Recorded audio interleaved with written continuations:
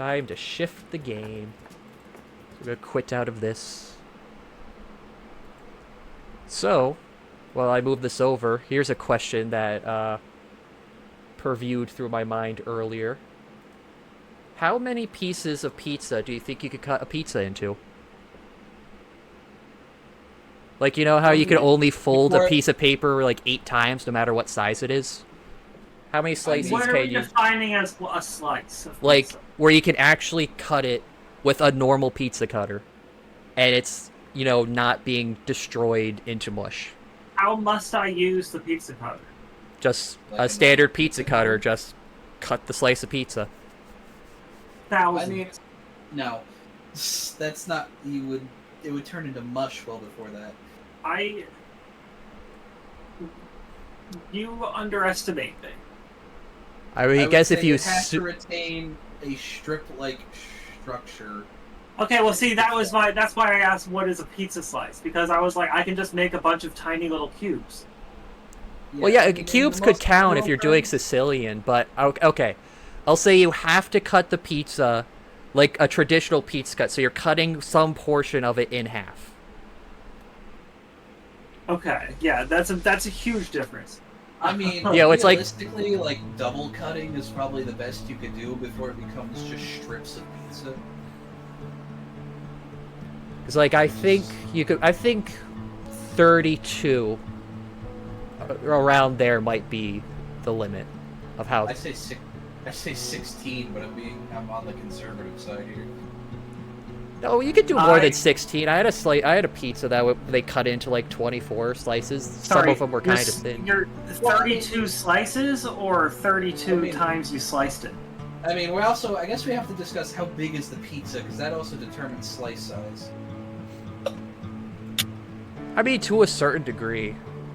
Like, I feel... The bigger the pizza, the more slices you can fit in. Yeah, that's what I'm saying. Do you think it would be like a piece of paper? Like, it doesn't matter how big the paper is, you could only fold it 8 times. Because No. of... You could always just make the pizza bigger, and then the slices become bigger, so therefore you can make smaller slices. Yeah. But if you're cutting... okay, I guess that works out. Okay, let's think normal standard pizza size you order from a pizza place. How many times can you fold the pizza? Well, well, the first fold makes it a calzone, and that's no longer a pizza, so 1. Perfect. I mean, it's not a calzone because it doesn't have ricotta. What? Wait, does calzones need ricotta? I thought it was just folded in half. It's not a champagne if it's not made in the champagne region of cheese. Well, I mean, we don't normally put tomato sauce in a calzone. We put it on the outside. It's kind of the point. Huh? It's usually just meat and cheese on the inside. Huh? Have you not had a calzone? I have. I thought there was sauce in it. They always serve it on the side wherever I went. Huh. But, I mean, I guess you could triple cut it, but they'd be such tiny slices by that point. You couldn't even fold them, probably. I mean, I guess you could tip the crust, but that's not folding a pizza. That's not how you eat pizza. Mm. I would say for it to stay a slice, it has to be able to be folded on some level. And not just, like... Like, it folded in half, like, lengthwise? Yeah. Okay, that's a good standard. I should have finished the last Devlog stream before coming here. It's still up on Twitch. I know some people think folding pizza's sacrilege, but screw them. I mean, folding it's good if it's got a lot of toppings, helps keep them on the pizza instead of falling off. If they're not held down. It's also a great way to just tip it down and let grease funnel out if it's exceedingly greasy. No, you're supposed to drink that to lube up your throat to make the pizza go down easier. Or if it's a really cheap cheese pizza, you put a bunch of potato chips. Potato chips on pizza? I kind of want to try that now. It's good. It's great. It's the fucking kids' party classic. Do you use plain chips, or do you mix it up with, like, flavored chips?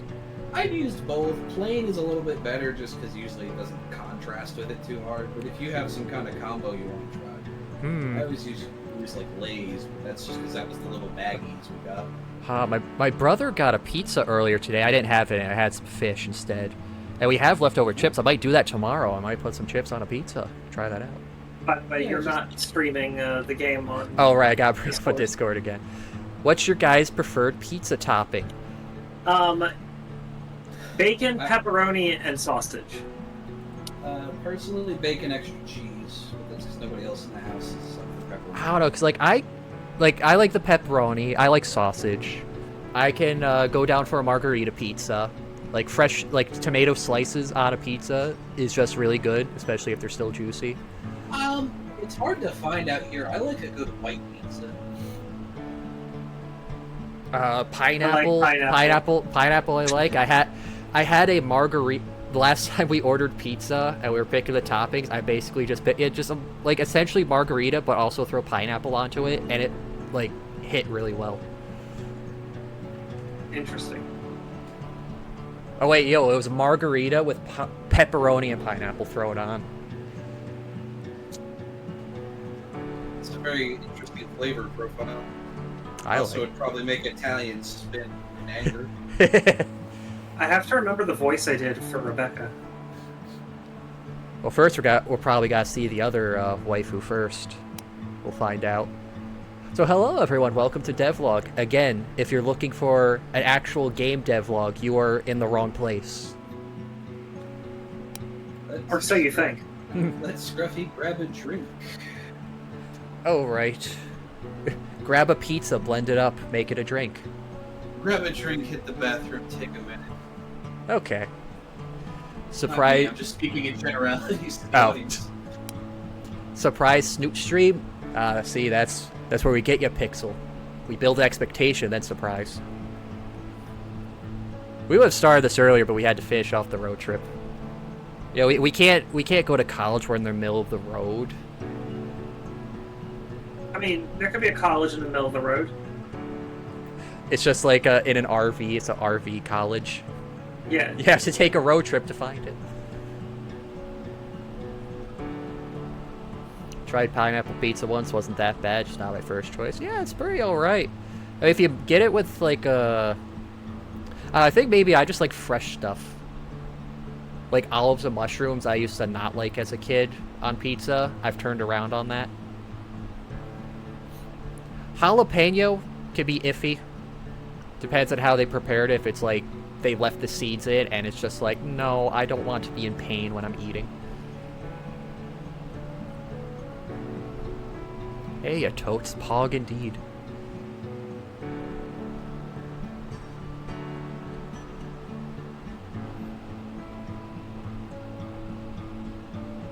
So we'll have to wait to see how the other third waifu is. I think it's Abigail, the Triceratops. But it seems so far, I think we'll all land perfectly, each picking a different one. So we won't have to fight over each other. Compared to, since we were just playing Monster Road Trip, I am surprised we've never actually had a game of any of the monster games we've had overlap on competing for a waifu.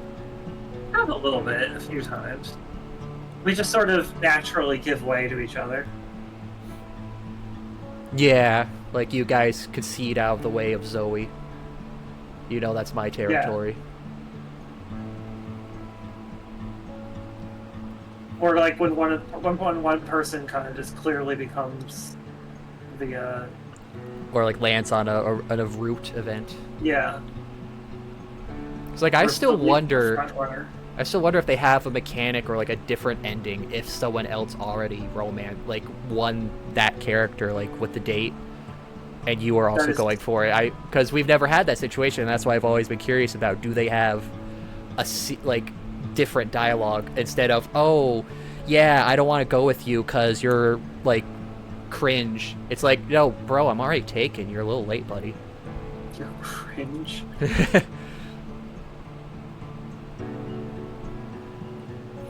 I'm back, finally cut my losses trying to find art for you of the Pumpkin Witch character from that indie game, but there's barely any of her aside from the game itself. Aww. Wish the devs allowed us to boop her snoot in the title screen. Yeah, they gotta be like Pizza Tower, but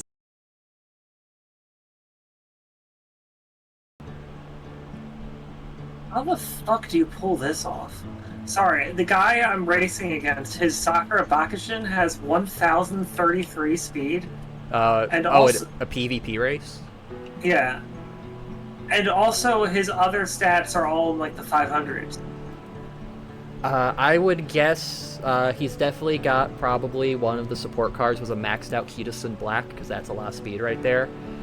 And he probably had his legacies, like, statted out for a lot of speed, so he just never needed to train it and just could train everything else. Or maybe he stacked up cards, so he just, because Bakushin's all about the sprint speed, just kept running races, and that gives stats and everything, pretty much. That's true. Romancylvania. Never train, just race. Oh, I remember seeing screenshots of this before. Okay. Yeah, I see the pumpkin waifu you're talking about, Sly. It has real conquer energy here, like the sunflower.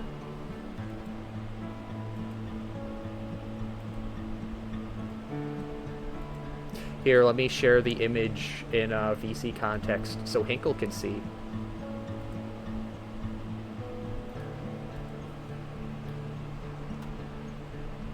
There you go, Hinkle.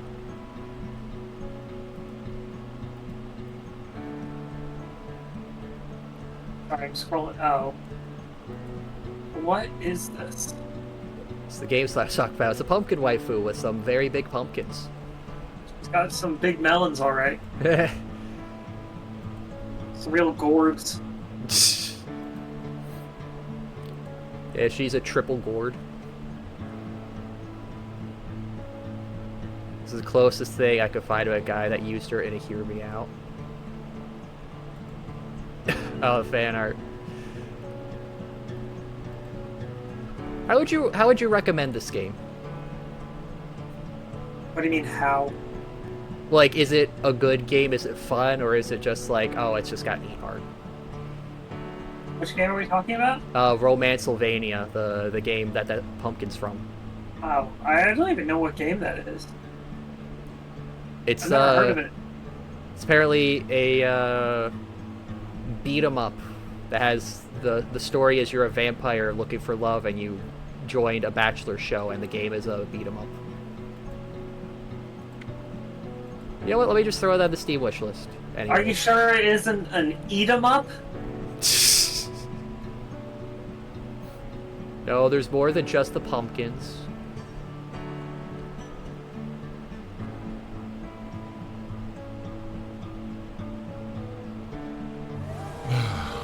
My ex just up and Alright. Let's close that Steam page. Don't need the trailer autoplaying. It's definitely a trip. Had more than I expected. The beat 'em up could be more polished look-wise. The amount of characters and quests impressed me. I feel like that could just be said for most beat 'em ups. Max just what that was the trailer for the game. I'm guessing the vampire just like his girlfriend just left him, and that what sets off the game. I'm assuming. Here's a Cthulhu waifu. Ooh, tentacles. Yeah, that might be a fun thing to check out maybe in October. Fit it in between other games.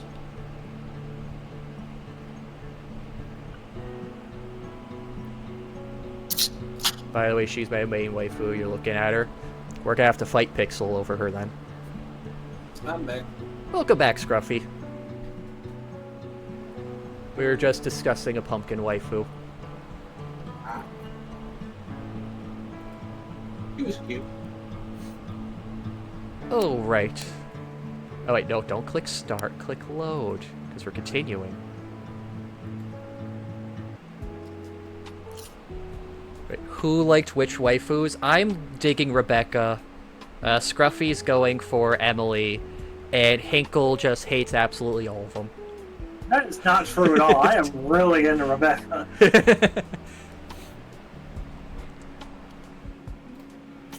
Haven't you heard about sharing? She's mine, back off. Alright, so we left off. We were in math class where we didn't pay attention at all, and we got into Emily's cool, sick drawings. I still have quite a while until my next class. Might as well use the time. So, You're majoring in art? She tilts her head. I mean, I was just assuming based on all those drawings and doodles. They're really good. She looks down at her notebook again. Her face briefly shows a bit of sadness before she turns back to me and shakes her head.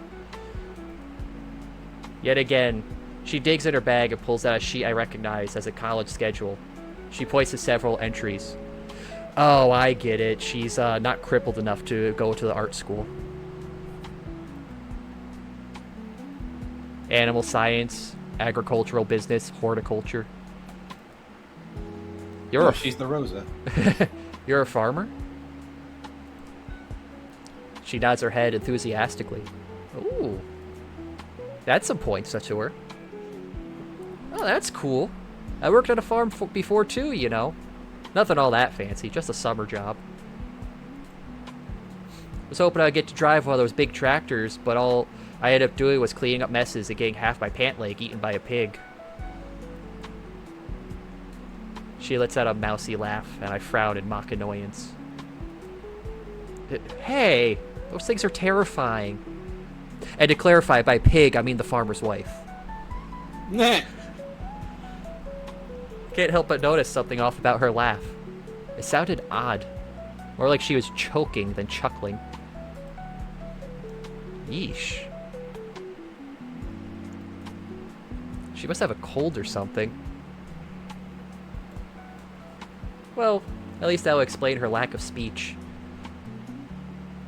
My stomach growls loudly, pulling me out of my train of thought. I cringe at the inopportune noise. Emily glances at me, her lips twitching in what I could swear is amusement. Sorry about that. Kind of skipped breakfast this morning. Probably should go and grab something to eat before my next class. I stand up and start grabbing my things, and a moment later, Emily does the same. It's only now that I notice we're the only ones left in the room other than the professor. I can't leave until you leave. Please go. Just as we're both about to leave, Mr. Hawthorne's voice calls out. Miss Bennett, could you stay behind a moment? I'd like to discuss something with you. Emily freezes, her shoulders sagging slightly. She looks over at me. I can see the embarrassment in the set of her mouth. I give her a sympathetic smile. Well, see you around? She nods again, her head bobbing up and down slowly. I hesitate for a moment before turning on my heel and heading towards the door. So it seems...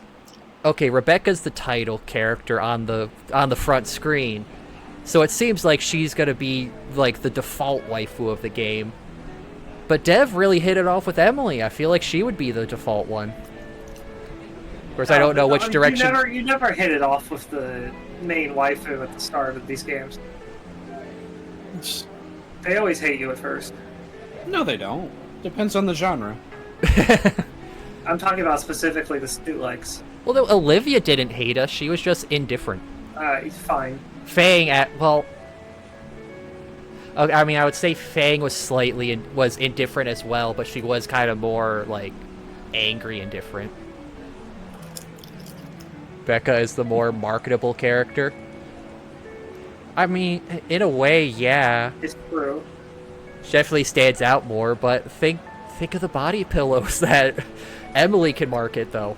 Think of the body pillow. It's 30 feet long, man! You don't need the bed anymore, you just curl the pillow around you. Lunch is another part of college I hadn't accounted for. Like, it costs money now. But Kaz, Snoot, and Wani, you don't have any other choices. Yet. That's what mods are for, my friend. Back in high school, we followed a strict schedule. I could always rely on being able to eat the same time every day. Get Emily body pillows so I can hug her from the other side of the house. Yeah, you could just trail the body pillow through the entire house. There's always a bit of Emily to hug, no matter where you are. Though you have to put a little bit of plastic on the one that's going through the bathroom so it doesn't get dirty, but, you know, you gotta do what you gotta do. I guess.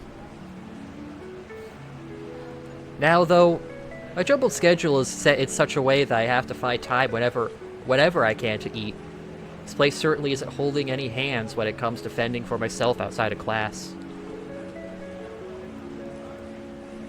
Some nearby restaurants offer How jumbled could your schedule be? Come on, like, usually you have the same time every other day to work with. Some nearby I've got 2 different lunch times. That's too much for me. Some nearby restaurants offer students like me discounts on some of their menu items. Because I'm a human. But I'm as new to the college as I am to the area. I'll have to ask around for opinions on whose pizza lasts the longest in the fridge. Or whose pizza could be cut into the most slices off of one pizza. Yeah, it depends on the pizza. Sure. Or which place's tacos won't make me sick. Better for me to focus on the long-term issues, right? So the pizza. I pull out my phone as I get into the lunch line. Of course, a college of computing has an app to track classes, grades, important notifications coming directly from the administration, and some forums for official clubs and events. Wow, forums. Not too many places have those still. It's also a great place to set a calendar with test dates. But I figure that those change so much they won't bother to update it. Oh, too bad. I bet a lot of students would find that helpful, myself included. Huh. It looks like I have a request from a counselor to have a meeting today. Do I have that many problems? I think I could probably just make it before my next class. Imagine Dev was just thinking all that standing in the middle of the cafeteria. Just people having to get around the human. Actually, the counselor wants to know how many times you've been hit on. They want to check the skinny fever levels in the school. See, we have to allow one in. We don't know how thirsty these dinos are. I hope it isn't anything serious. It brings to mind how Elliot said something about the entire general studies course being my doing. Then, a quick browse through my college account tells me the funds made it to my virtual wallet sooner than expected. Which means I'm able to buy a warm meal without relying on handouts anymore. I'm second in line to fill my tray with the day's special, scanning the packed cafeteria when I notice Rebecca sitting alone. Again. She's the only familiar face in the sea of dinosaurs. Once I pay for my food, my feet start moving towards her. Wait, do I really want to do this? She wasn't exactly friendly yesterday. Why do her? I take a step back, nearly bumping into someone behind me. Sorry. Rebecca hasn't noticed me yet, and she didn't see that embarrassing moment. Okay, we're still on track. She's hunched over, typing furiously on her laptop. At the same time, she's idly sipping soda through a straw and eating strips of bacon with chopsticks? Weeb. Oh, you keep the grease off your fingers, just like eating Cheetos. You get a Nobel Prize for discovering that. Use a fork. Interesting choice. Alright. Do I want to try to sit with the girl who only wanted me to get lost yesterday? It's like Westy said, at least it ain't eating bacon with a fork. No, we gotta have a fight here now. Maybe I should just eat outside. It's a sunny day. Walk that back. It's a sunny day. The trees have benches under them. The surrounding foliage gives the whole scenery a zen feel. But the exit takes me right past her table anyways. Come on, Dev, it's just lunch. Not like she's going to bite your head off. Unless... But then again, she's a raptor. Do raptors bite heads off? She's gonna bite one of yours if you keep thinking this. Is even thinking this racist? Note to self, Google that later. I take a deep breath and start walking towards her table. Either way, I need to make a decision quickly. Sit with her or sit outside? I mean, obviously we're gonna sit outside and ignore the waifu, right? No. Gotta play hard to get. Hard to notice. No, you're not. You're the only human on campus. And we're number 1. Like how that would make this interaction even better. I didn't know your last name was Werben Jaegerman, Jensen. It's on the father's side. I take a deep breath and approach Rebecca's table. My palms are sweating profusely, and my heart's trying to escape my chest. Here goes nothing. I plop down across from her without a word and offer her a smile. Smooth AF. Rebecca's head snaps up, her eyes narrowing. Oh shit, I might have just activated predator instinct. Was that racist to assume? I'll have to Google that too. Excuse me? Oh, wait, that's not right. Hold on. That's not the voice. Okay. What was it? It was like, excuse me? I'm going with that. Excuse me? Hey. She glares at me, her claws still tapping away on her laptop.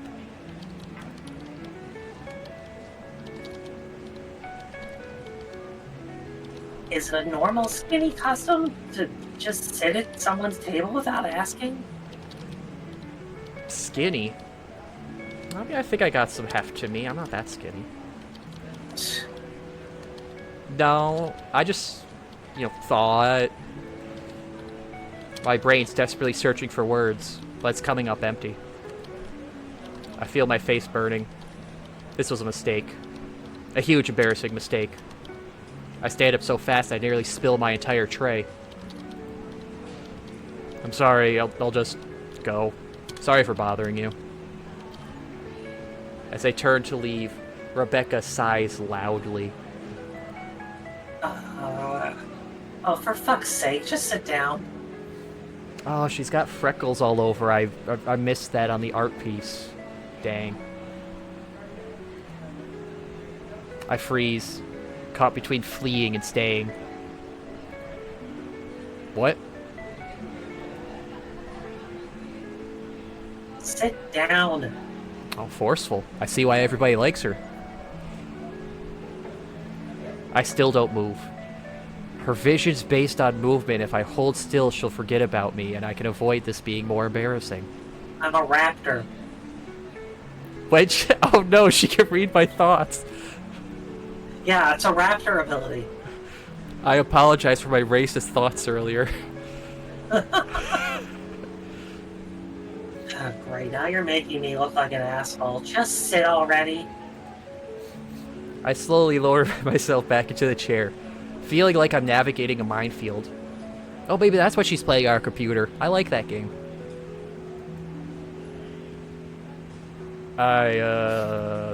Thanks. It's a very unflattering face. Yeah. I like it. I think it's cute. Front snoop. Bullfrog face.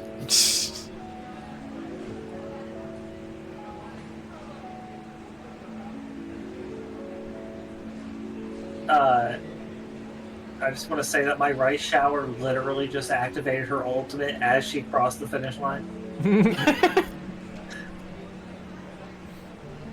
Good horse. Don't thank me. God, just stop making this so damn awkward. I'm trying. Try harder. She's the one making such a big deal about this. I simply nod, staring back down at my food. Another social situation effortlessly navigated, Dev. Is that what just happened? Note to self, stop thinking about Rebecca. You can't. So, what's with that stuff on your forehead? I gesture to the rough number 1 I scribbled this morning. I'm number 1. Congratulations. Thank you. Your brother's idea. He texted me I should do this, and well, I just did it, I guess. Rebecca's eyes become thin lines of curiosity and doubt. Her squinting makes it difficult to read what she must be thinking. I wish I was a raptor so I could just read her thoughts, like she can mine. Surely, she sees me as the fool I am. I thought that said food for a second. She It's sees me both. as the food I, It's not exclusive sentences. She sees you as both. I mean, if she calls me a snack, that's good, right? She doesn't mean it literally, right? You're not just a snack, you're a whole I would meal. just maybe cover your lower half, just to be safe. We'll have to put corks on those teeth. I stare down at my food. Maybe I could bury my face in this plate and hide from the whole world.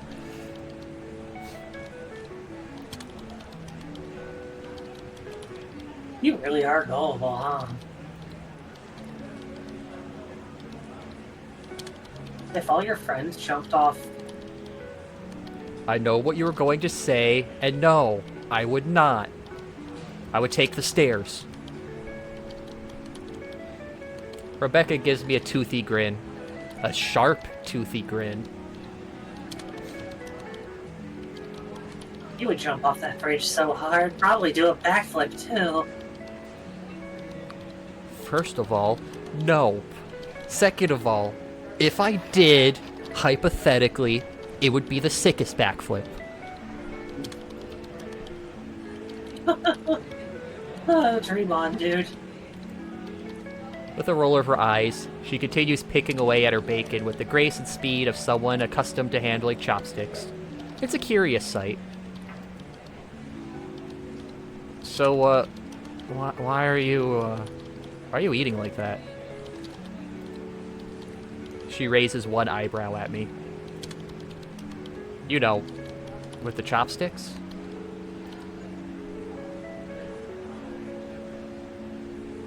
It keeps my hands clean. Can't risk getting grease on my laptop. Again, a fork would also do this. Why didn't you just get something not greasy? I mean, it's bacon. I'm not gonna begrudge the bacon. Fair point. But then put it on a sandwich so the grease doesn't get everywhere. Make a nice BLT. Can she eat wheat? I mean, yeah, I think dinosaurs can eat wheat. And they beat me. Did you say meat or me? Yes. He said both. I mean, he is made of meat. Fair in enough. theory. In theory. I still think he's made out of wood. He's the chopstick. Oh, thanks for the follow, OS AFK TBH. I guess you're not here to hear that then. Rebecca, I want you to use me like a pair of chopsticks. Oh, right. That makes sense, I guess. But why not use a fork? Thank you. She looks at the chopsticks in her hand for a moment and shrugs. I just like them. Fair enough. We continue to eat our food in awkward quiet. The silence is killing me, so I try another approach. That laptop looks pretty sturdy. Was it expensive?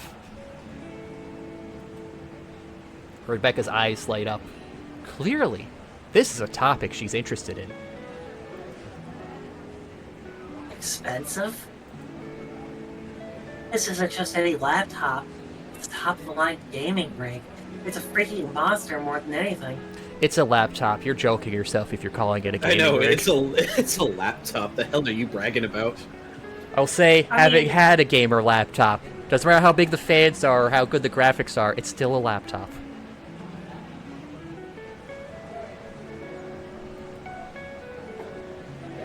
Cool. Now show me your desktop rig. This baby can run any game in max settings. It's got a 7090. I don't think that exists. 64 gigs of RAM! And a 4K OLED display. It's a Dinoware. I think I got a 7090 Ti in my school bag.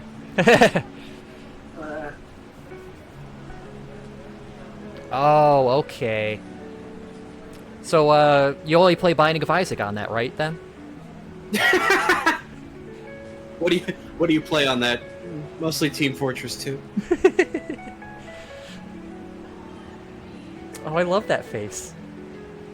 It's well beyond cool. Cost me a fortune.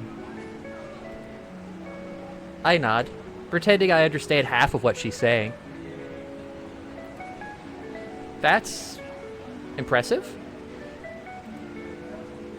Rebecca scoffs. Would that be an emote? The Rebecca face? Yeah. Sure, okay, if we, Alright, next sub goal, get to 30 sub points. Rebecca to emote. Of course it is. I thought you played games too. Console games, and even then, only ones I can find used at Gameplace.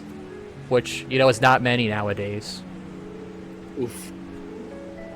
My family never really had the cash for anything too fancy. Not a lot. That sucks. Bravo, Dev. Way to throw such a downer into the conversation. I'm number 1, but right now I feel like number 2.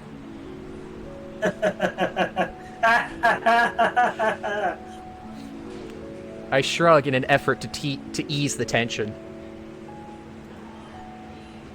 It is what it is.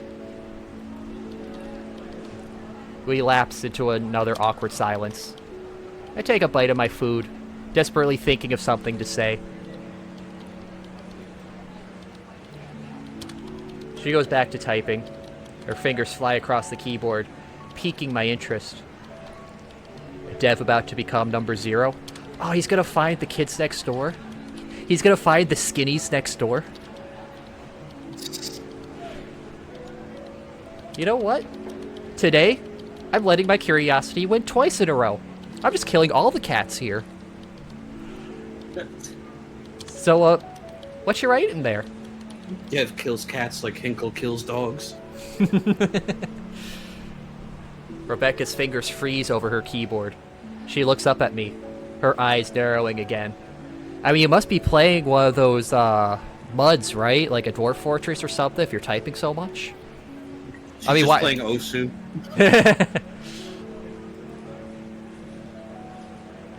Why do you care? Look, you just bragged about your computer can run anything, so I wonder why you play a text-based game here. It's not. I'm writing something. Yeah, a text-based game. I shrug, pushing my food around on my plate. Just curious, I guess.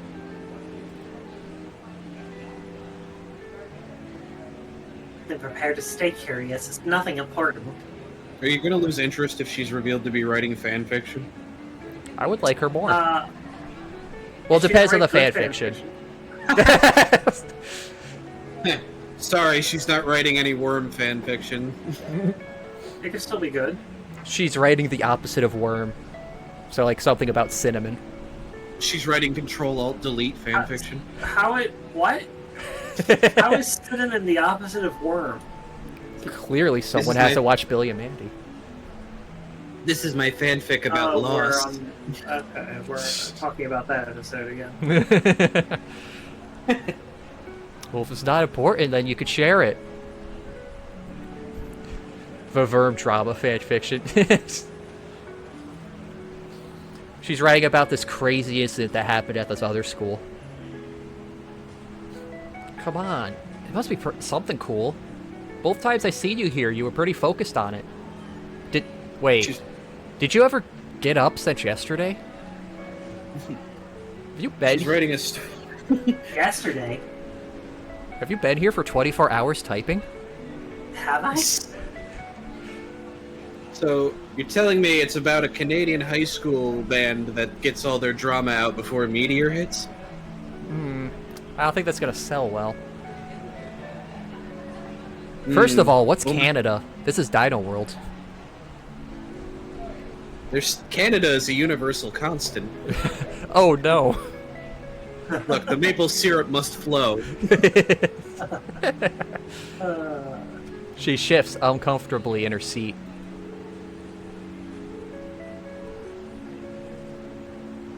It's just stuff. Stupid stuff. Well, don't be so down on yourself. It's probably cool. It's smut. Yeah, see, that's cool. I just learned that could be a good currency in other dimensions. Wait, is it well written? And then she just gets offended when you ask that. Hey, if it matters to you, it's not stupid. Canada is everyone and eternal, like the French? Oh no. Well, that makes sense, because Canada was French. True. Rebecca scoffs.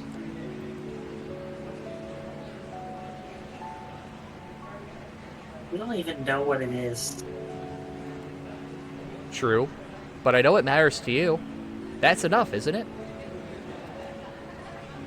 She stares at me for a moment, then shakes her head. It's just writing stories and stuff. Like I said, nothing special. Did you make a Lisa the Painful reference, Kaz? I have not played that game, so if I did, it was incidental. It is on the list, though. Speaking of Billy and Mandy, an animator on YouTube finally got her main project greenlit. She has one of the writers from the Grim Adventures working with her and has Voltaire voicing one of her main characters. That's really cool. What channel is it, Sly? I want to check that out. I forget, did you read this? Yes. Okay. So she is writing fanfic. That sounds pretty neat to me. What kind of stories? Rebecca. It's a crossover about this video game and this show about colorful horses. It's really long. Is this a reference to something specific? Well, it's regarded as one of the longest fan fictions ever made. Oh, I never. All I'm aware. The longest fanfiction that I'm aware of is the Super Smash Brothers one. I mean, if we're talking all side material, I think Fallout Equestria has it beat. Oh, I was trying to think, what game is he talking about? But that's like the biggest fan fiction crossover that thing had. Yeah, that... For both, I would say. Specifically the smut for currency thing. Oh, I mean, I was referencing what we had in Monster Road Trip earlier. Yeah. Rebecca looks away, her claws tapping nervously on the table.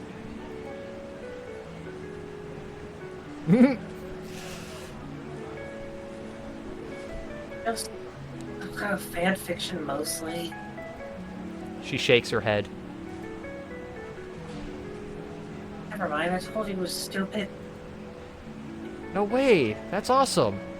I wish I could write stuff like that. Never had much talent for it, though. Like, I just would rewrite the episodes they already had, and it's like, well, I'm just copying the script. I can't do that. She looks back at me, surprised. Really?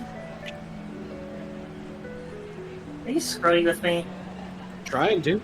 I said with? Trying to. I shake my head, brushing aside a twinge of envy. Not at all. I mean, you have something you're passionate about. That's more than I could claim. That's really cool. Honest.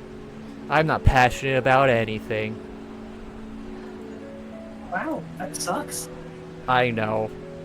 But at least I'm number one. In somebody's book. Could be yours, you're a writer. Hint, hint. Closest book. Oh no. Daria Coheen is the artist, and her series is Vampire. Handful of animations she's done to this point use songs by Voltaire for the dialogue and tied them into the story. Cool. I'll have to look that up after.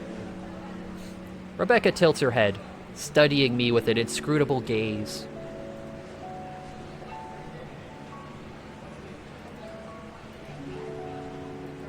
You don't have anything you're passionate about?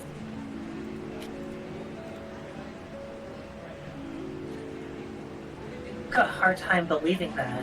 Everyone's interested in something. I can't help but shrink in my chair, suddenly feeling exposed.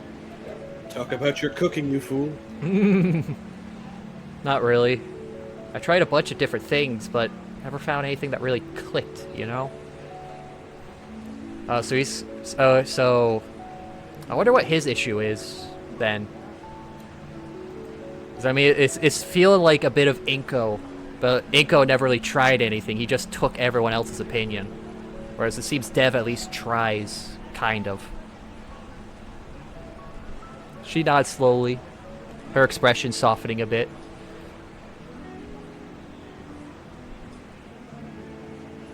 Yeah, I guess. I'm passionate about screwing dino women that look at me with disgust. It really gets me going. Then she scowls at you. Yeah, just like that. I'm terrified right now. Yeah, judge me harder. Ah, perfect. I love this. So, would you be willing to show me? Your writing, I mean. Who knows? Maybe your seeing your work might spark a deep passion for writing in me. Or I'll get turned on. We could collab. If you really want to read it, I guess I could show you. Do you need a model for your fanfiction? I really hope that there's just like an actual chunk of fanfiction to read, and it's awful. If that's not in the game, there's a suggestion for you, developers. I want it to just be the most blatant slash fic, just uncomfortably homoerotic. Really? Oh, that's awesome. She rolls her eyes, but I catch a hint of a smile.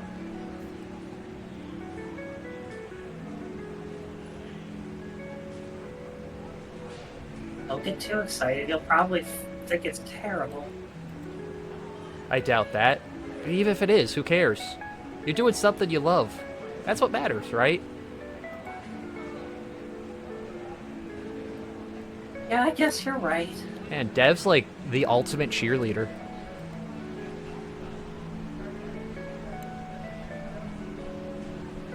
Well, consider this a vote of confidence, okay? Close your eyes. I don't even have them. Perfect. What? Just do it, Dev. I do. I also close my ears as well. Why? I hear her take a deep breath before she begins to speak.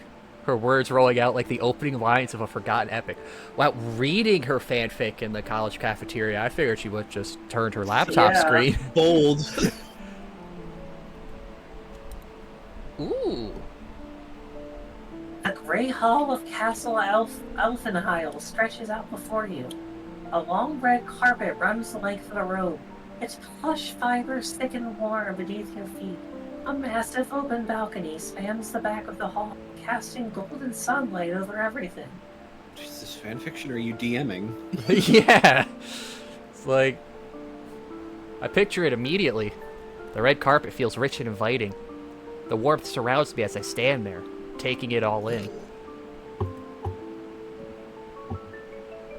Silk curtains float from the high ceilings, billowing softly as if stirred by an unseen breeze. They shimmer with every flicker of light. Around you gathers beings of all shapes and sizes, some tall and regal, others small and nimble. My eyes dart around this imagined space filled with countless races, each one unique. I feel as though I've entered a presence of something grand and profound. At the far into the hall stands a massive throne occupied by an enormous red dragon, scales glistening like jewels under golden light. Much of its body is cast in shadow from the bright light at its back, only its piercing eyes visible. This is 100% smut. And that's when they backed in the Toyota Prius.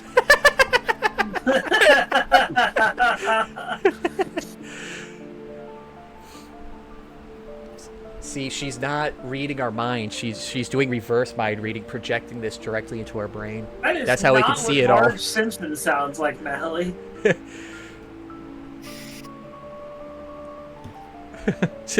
I imagine every race, except parasaurs. They aren't people. Maxwell Callard. A chill runs down my spine at her description.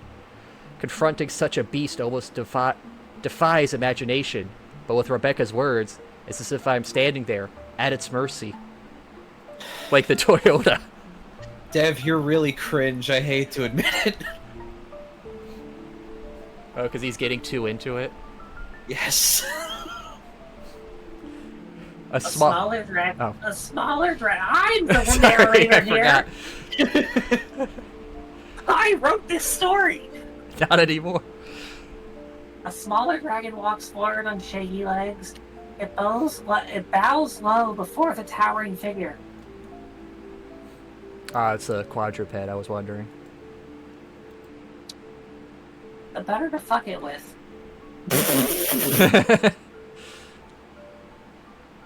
The air is thick with anticipation and silence blankets the room. The subservient Drake speaks in a shaky voice while lowering its head even further. Her words draw me in deeper. As it speaks, a deep rumble resonates in response from the massive beast on its throne. A sound that shakes the very bones of every being present. I could almost feel that rumble vibrating through my chest. The smaller dragon lifts its head slowly, daring to meet those fierce eyes filled with wisdom and power. And then they start fucking. And then they roll a nat 20 for fucking. Rebecca's tone captures me completely. I'm hanging on every word. Two And for a moment, words. Sorry, just gotta show. 2 words. Nut everywhere. I thought you were going to say bad dragon. Bad dragon fanfic. No, he's a good one. It's a bad dragon fan fiction. I love the idea of a fan fiction of a sex toy. I mean, they have to be based off something. Hell of a picture I just noticed in VC context. Yeah, that's the pumpkin waifu we were talking about earlier. And for a moment, time seems to stop.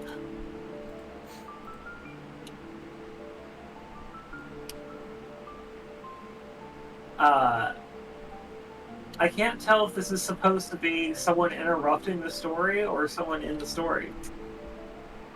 You could take it, Scruffy. I'm here to talk to you about some matters brought to my attention. Oh, okay. It's a midget brachiosaur. Yeah, you can see the entirety of her neck. Well, part of it's off screen. Huh? Don't interrupt now, I was so close!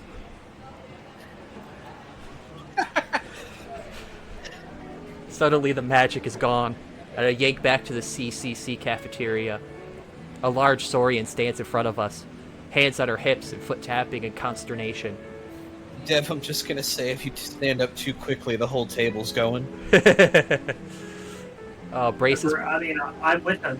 Braces bracket. Well, like they say in Brooklyn. What do they say in Brooklyn, Mally? I'm walking Toasters, in. toast.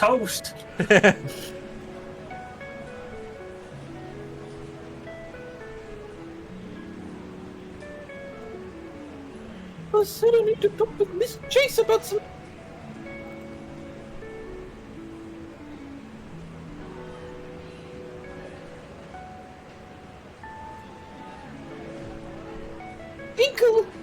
Oh,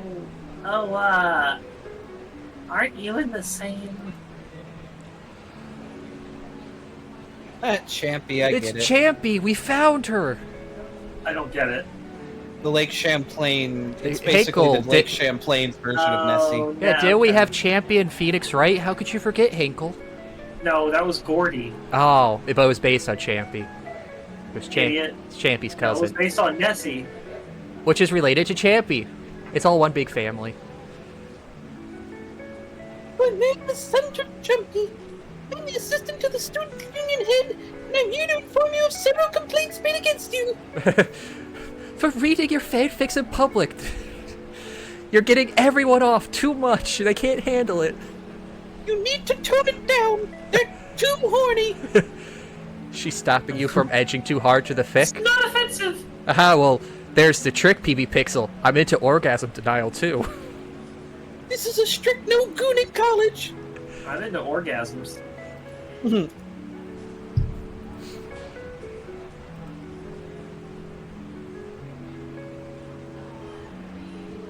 What? You were disrupting most of Mrs. Harper's class. Not only did you play music through your speakers, I had it at low volume. there weren't even lo-fi beats to study to. Not only did you play music through your speaker, but several other students claimed you used some choice words during a disagreement with them. Yeah, it's college. You have to give a trigger warning before those. You know, for all the Triceratops students.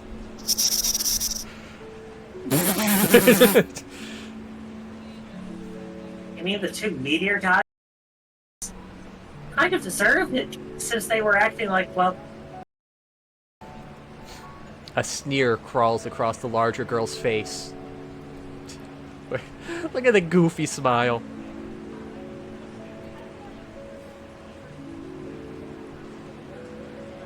Right. Well, I'm fine keeping this out of the ear of the counselor, or worse, the head of the student union, so long as you apologize to those students and at least use headphones. She will be frothing at the mouth to voice Rebecca for those lines. Wait, what? Because he really went off when he was voicing Mia.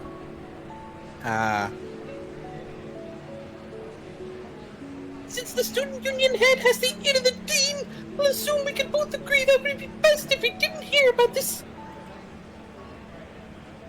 are you threatening me? Well, go right ahead, bitch. Tell him. The guy is like best friends with my brother, and as if I would care what some college counselor has to say. And I am not apologizing.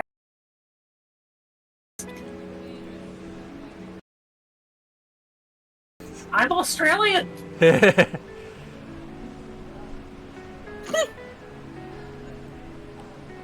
large girl walks away with a huff. Wasn't that a bit much? I know her type. A goody two-shoes that thinks they can make everything perfect by getting on people's cases. She's not even doing it right. She's not even a parasaur. Right? And the two girls, the one she called,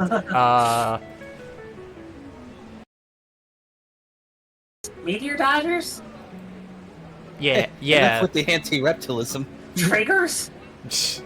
yeah, them. What did they do? They wouldn't shut up. All class, they just talked and talked and talked. Part of the reason I turned my music on. If I couldn't concentrate, then neither would they. Australian Marge Simpson. I don't know where you gave the Marge, Mally. Yeah, I also don't know where he's getting the march. Unless this is what Maybe it Brazilian sounds Marge sounds like. It could sound similar to the Brazilian Marge. Yeah. Oh, maybe, yeah. That's interesting. Yeah, well, I mean, a lot of countries dub over Simpsons. And neither would the rest of the class.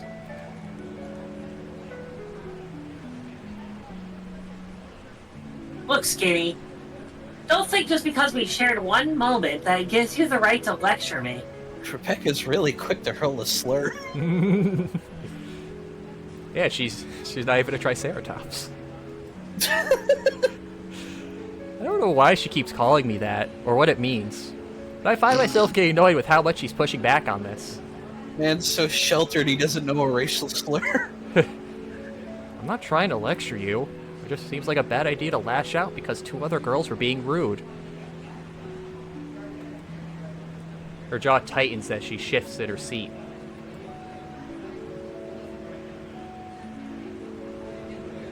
I don't lash out.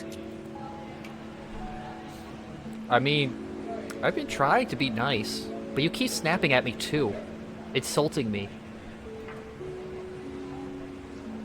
Rebecca's expression quickly shifts between a myriad of emotions. Annoyance, frustration, sadness? I didn't mean anything by it. I was just joking around. It's just locker room talk. Hey, you just grab them by the cloaca. Hey, like I mentioned. 2 hours, 55 minutes. God, road trip made it feel so much longer. Joking or not, feels like you're just waiting for an excuse to insult me. Maybe this is why I hit it off more with Emily. She didn't talk like women should.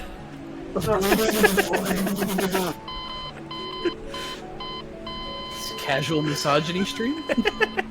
Or competitive misogyny stream? Well, Rebecca's here, so it'll end up being competitive.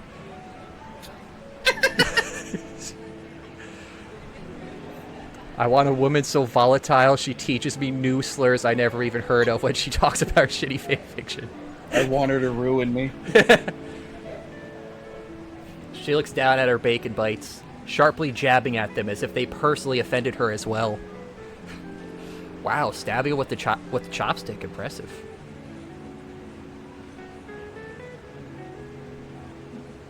Look, it's not personal. I joke with everyone. Well, it doesn't feel like a joke to me. Rebecca huffs and glances back at her screen, avoiding eye contact. You're way too sensitive then. I feel my irritation bubbling up. It's hard enough trying to fit in without being treated like some punchline. Oh, I get it. She's a femcel. That just makes me like her more. I'm just trying to get along here. You don't have to make it harder. Well, actually, I guess the fighting is kind of making it harder, which is nice. It's making something harder. I still can't stand up. Well, you can. No, it's like, it's a physics thing. If he stands up, he gets levered back down. No, I literally can't stand up. Enough blood has flowed out. My legs have stopped working. It's not a matter of being that I could, it's that I can't. The spirit is willing, but the body is weak. Honestly, I'm surprised I'm still talking to you. I should be unconscious with this much blood down there. She opens her mouth like she wants to respond, but then just shuts it again. Whatever. Guess I'll just leave you alone then. I really did like your story, by the way. I wish I could have heard more. I push back my chair and stand up. Trey covering. Her silence hangs heavy between us as I turn away. Yeah, I'm just shame the poor girl. Is it possible to remove the text box? Yes. Oh, there you go. I like her skirt. Very plaid. Indeed. As I walk towards the exit, I hear her voice behind me. Dev. But I don't turn around. The cafeteria buzzes with life around me while I leave Rebecca there in silence. Thought patrolled.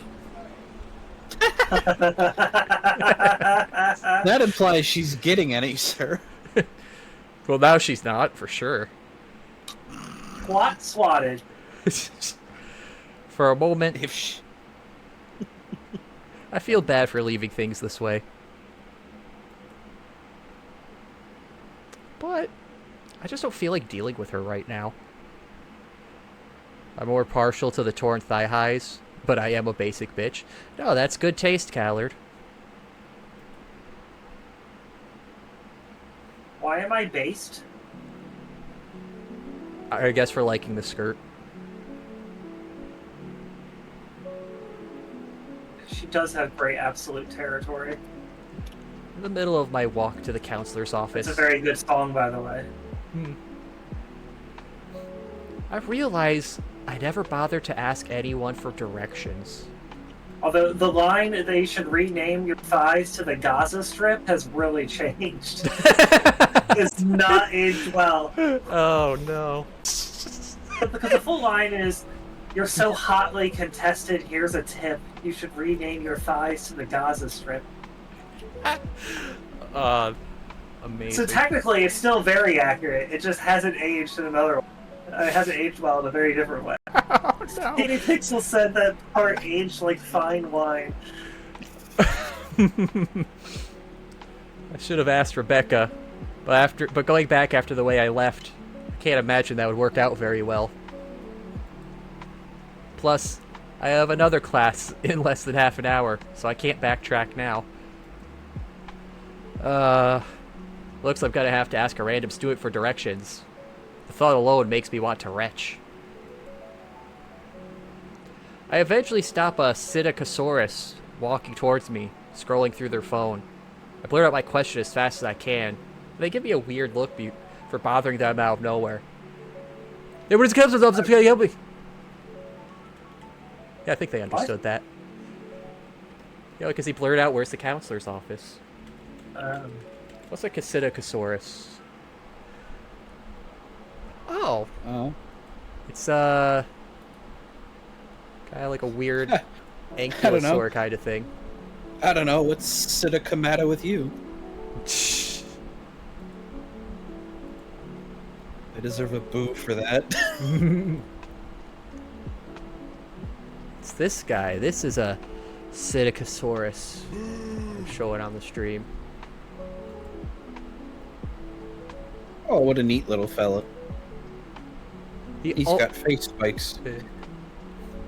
It makes me think of the movie Pixar's Dinosaurs. Kind of reminds me of a jackal from Halo. Oh yeah. The hair. I think that's what does it. Ah, the little spiky hair. Hi. Do you know where the counselor's office is? The weird look doesn't disappear from their face, causing me to squirm. After an awkward stare, they eventually give me directions. Turns out that I'm closer than I thought I was. I also get a snarky comment on the fact that the school app has a detailed map. I open it to double check and, yep, it's there. Feeling horrible, I apologize for wasting their time. No problem, my dude. They start walking away before throwing one weird look at me over their shoulder. By the way, you should chill out, man. It's just college. Leaving me with that odd nugget of wisdom, they turn and briskly walk in the other direction. Right. Just college. Somehow I doubt that will radically change my approach going forward. Before I'm able to put too much thought into that little bit of wisdom, I hear the familiar ping of my phone. Huh. I don't recognize this number.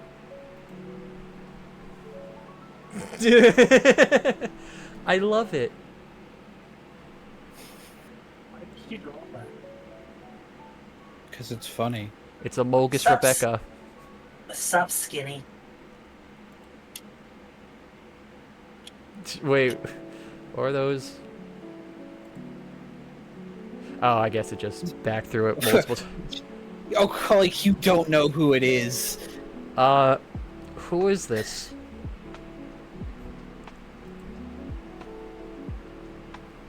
Rebecca?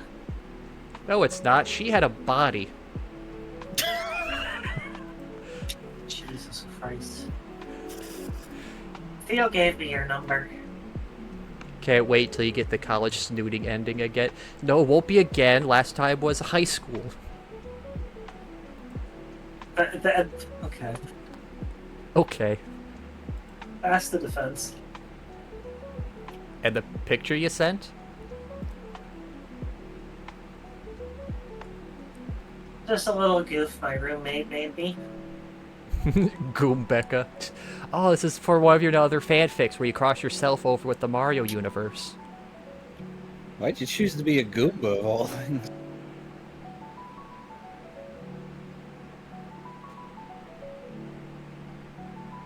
I've been sent. I've been. Sorry, it's so hard to read on Discord. I've been sending these to like everyone. Should use an excuse to just text someone. I love it. I don't get her. At all. First she acts like she hates me. Then she is nice to me. Then she hates me again. And now she's being nice again? It's fucking hot. I don't know what to tell you. Every time I interact with her, I feel like I understand her less and less. Dev is finally understanding women. I was gonna say, he's finally met a woman and knows what it's like to deal with them. There was this goth chick in my high school who was like that, and I was just it was the fucking sexiest thing. I don't know. I can't describe it any other way. I'm waiting for you to turn back and say love you. And now I'm marrying her. No. Not her. Not Amanda. She is not goth. Yet. You're working on it. I'll make her goth. Just gotta slowly, change your fashion sense. What's with these main love interests getting the main character's contact info without their consent? Did Mimi do the same thing? Yeah, I think she did, yeah. These dinos are all experts at getting your social information. I mean, that's a thing that happens in real life. I mean, how else are they gonna reach out to you? What is better, goth, emo, or scene? I mean... Of those three, I would probably lean goth. Yeah, goth. I'm just trying to remember what scene even is. Scene feels like it's the more, like... That was the more colorful one. Yeah, the more colorful emo, and the most... The less suicidal. Yeah, and more colors, because emo's just stuck to red, white, and black, and goths would go purple usually. Calorie, I guess goth. But to answer your question about Goomba anatomy, I'm the exact correct amount of horny to care. Because Goombella is hot. I don't know what to say. I mean, you just pick her up and it's like a fleshlight. Damn, the 1,000-Year Door remake really went in an interesting direction. 1,000-inch remake, more like. The 1,000-entry door. Goombella was the port bicycle.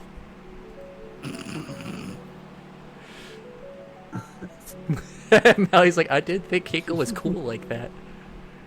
I don't know why I don't know why you didn't think that. Unless... I just didn't think you'd be into Goombella. Did I fuck up? Thinking back, I did kind of lecture her, even if I didn't want to.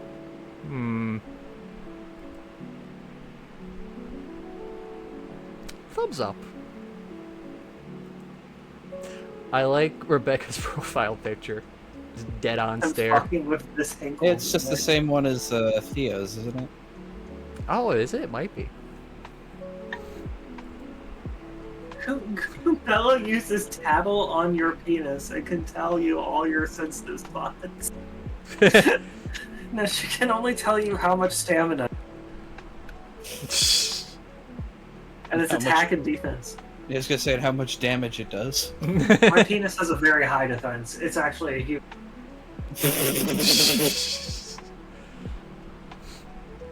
There. That'll show I liked her image. Maybe now things will go more smoothly. I'm gonna go get some water. I'll be right back. Okay. You can have Goombella. I'll just keep Midna. I prefer my short stacks to be a little bit more proportionate. I like them to actually have a torso. Yeah. Torso, neck, arms, You gotta have some room in the fleshlight. legs, not just feet.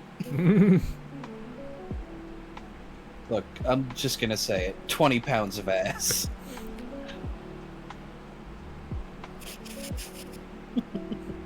So I guess that takes Rayman out because he has feet but no legs either.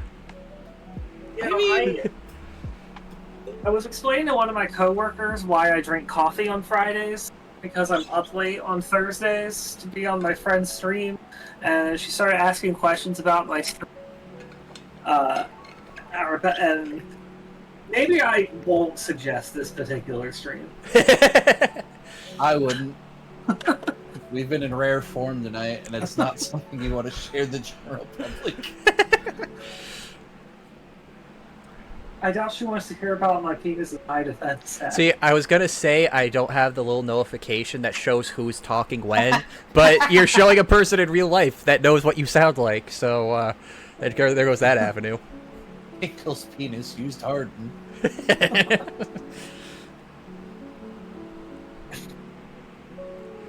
I continue until I reach the counselor's office.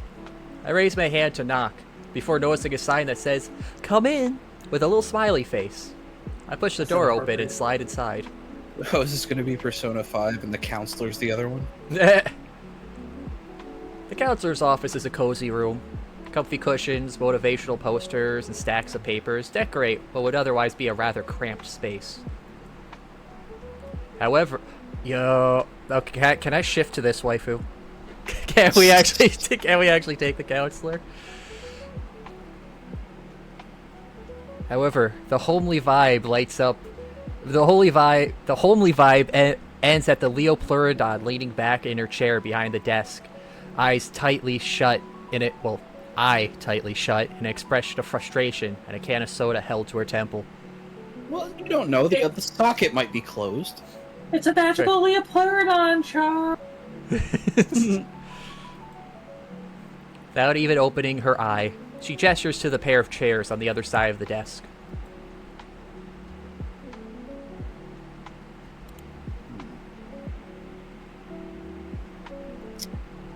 Who should... Trying to think of a voice. The background looks more detailed than I remember. Maybe they updated.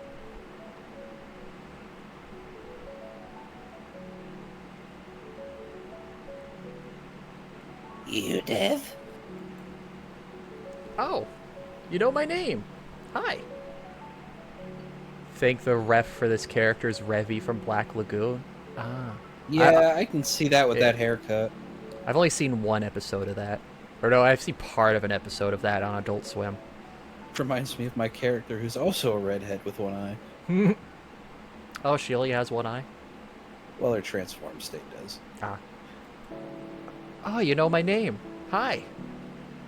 She sits forward, her messy hair bouncing around her face as we both get a look at each other. To say she doesn't look like the college counselor type would be an understatement. A rather casual, messy clothes, stern, intimidating look on her face, and most conspicuously, the numerous scars patchworking her scales tell a different story altogether. Then there's the eye patch covering her left eye. Not to mention that as I move closer, I can't help but notice a smell that sadly reminds me of a part of home I wish to forget. A frown reflexively appears on my face as she shuffles around the papers on her desk. Wait. If it was her left eye, and she's facing that way, it should be on the other side. Sprite flip.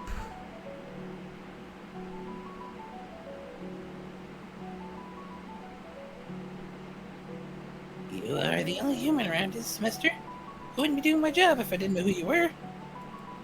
My ears start burning at the familiar answer. I wish it wasn't that simple, but it is. Until the novelty wears off, I'm going to stick out like a sore thumb among my peers. But at least I'm number one. Just want to see your full outfit. Screenshot. Wait, yeah, what pants is she wearing? Jeans, I believe. Jeans. Those are some mom jeans. Nice Okay, scar on the- chat's correcting Callard. It is balalaika that this is based on. Ah, the Russian lady. Her boobs aren't big enough. You could fix that. Tight shirt, that's all. I can fix that? Yeah, you just get her pregnant. Oh, Oh wait, you're scared of that. Never mind. You can't. You personally, Hinkle, can't fix that. Well, actually, maybe not. They might lay their eggs in the water, so he wouldn't have to worry. Oh yeah, keep she's me a away from the Leopleurodon. Also, I'm pretty sure he'd have to more worry about her killing him if she was pregnant.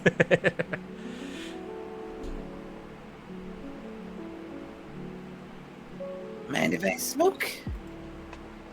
Huh? No. It's your office.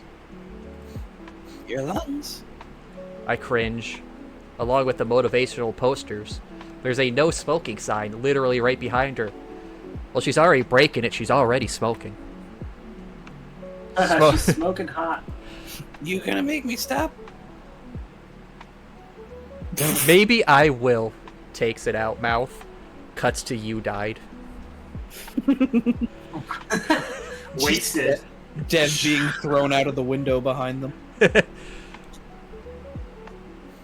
The irony seems lost on the counselor, who fishes around in her desk before withdrawing a large cigar. Oh, okay. Go big or go home. Got a stogie in there. She lights it up and blows a perfect circle of smoke towards the roof, where I notice a clearly disassembled fire alarm.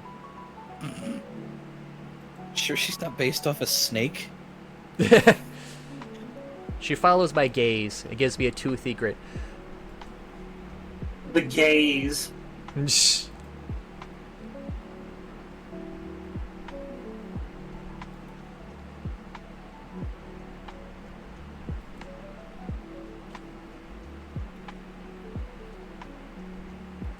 Don't worry too much about it. Most of the campus is new. But the building's got so much asbestos in the walls you couldn't burn it down even if you soaked it in gasoline first. Seeing my worried gaze flick through the walls, she coughs, bringing my attention back to the conversation. That doesn't make it better. I think that makes it worse.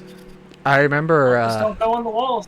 at the college I was going to, the university, after a few semesters, one building got closed because it was like a bunch of separate buildings. That one got closed off for they had to repair the walls and ceilings for asbestos, and I was like, oh no, that's the building a number of my classes were in, and I've been taking as my path the entire time I've been here. It's fine. Yeah. Don't go in the walls. Just don't eat the wall candy. Don't eat the forbidden cotton candy. No, wait, that's fiberglass. You shouldn't eat either.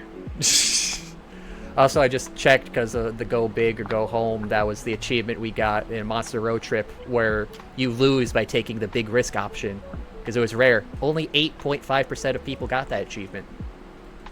So good on you, Scruffy. You got more balls than most of the player base. Like I said, death or glory.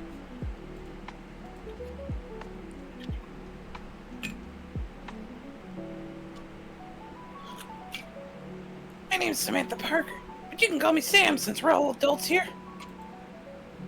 Counselor Sam seems to notice the glaring numeral on my face as she reaches for one of her cabinets. Intrigue plays across her face. See, you're doing more of a Marge voice for her than Hinkle was for Rebecca.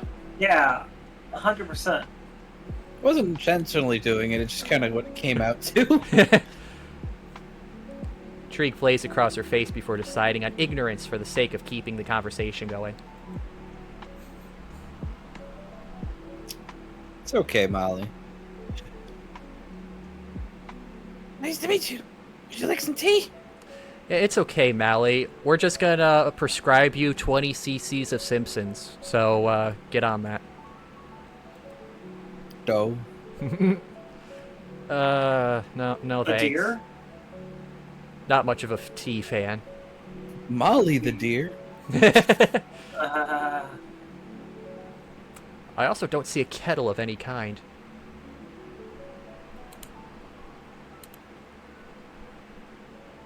Good. Me neither. I think I've got some soda cans in the drawer somewhere. Here, have one. She rummages around and pushes a room temperature can of soda into my hands, with much more force than I expected. Thrown for a loop, I can't do anything more than give her a blank stare. Sorry, I'm really not a fan of a Snooda-Cola. I'm more of a Dr. Taro kind of guy.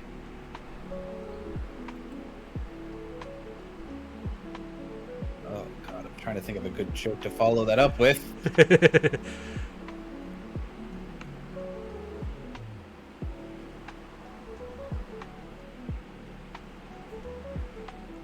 I got nothing. Sorry, here's the cold ones to take care of my hangover this morning. That's why I didn't mention you sooner. Smoking, battle scars, hangover. I shouldn't. But... Dev fighting the urge to say mommy. Sam fighting the urge to sigh because it's happened again. I crack open the soda can. The fizz hisses and fills the silence. Sam sits across from me, taking slow drags from her cigar, smoke curling towards the ceiling. The air feels thick with it, but I glance around, unsure of what to do with my hands. Enjoy that mountain dino.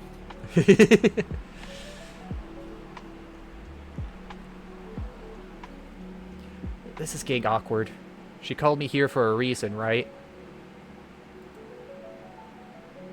As it stands, we're both sitting in silence as she nurses a cigar, and I sip the soda hospitably forced upon me. Oh, Scruffy, you have no idea how right you are. With what specifically? Calling her mommy. Oh. Interesting. I'm trying to think of a dinosaur that starts with M. I mean, it doesn't have to be a dinosaur. You could do mastodon or something. Okay. Yeah, I really liked Sierra Mastodon, but then they got rid of it to replace with Stego. Like, it's basically the same, but it's just not. Speaking of parents, I have a new life goal. Go on. To have a grandchild who is born on April 20th of 2069. That's a And she'll really That's press an you. admirable life goal, and actually probably possible.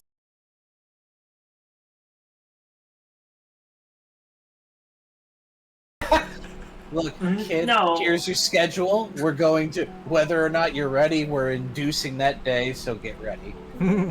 It's gonna happen. Science You will do proceed to get that the point. joke, don't you, Hazard? Yeah.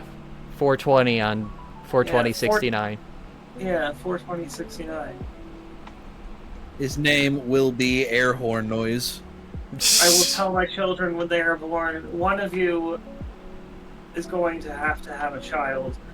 You're going to have to conceive somewhere around July 20th. Amanda, you're gonna have to keep giving me children to raise the odds of my dream happening. Yes. And whichever one of you can produce a child on that date gets my fortune. You get the $100,000 I got. I gave up doing Hadoukens, which honestly would be a better prize to pass down, but because 100,000, I can't invest that. The inflation's gonna destroy that in 60 years. And I've left the 100,000 in one piece. Excellent.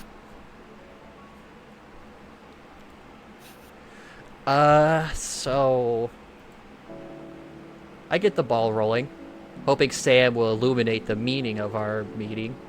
Instead, she takes another long drag and holds it in. Just as I go to open my mouth again, Sam finally breaks the silence.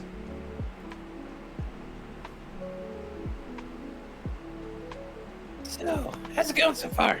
Adjusting to college life? I blink.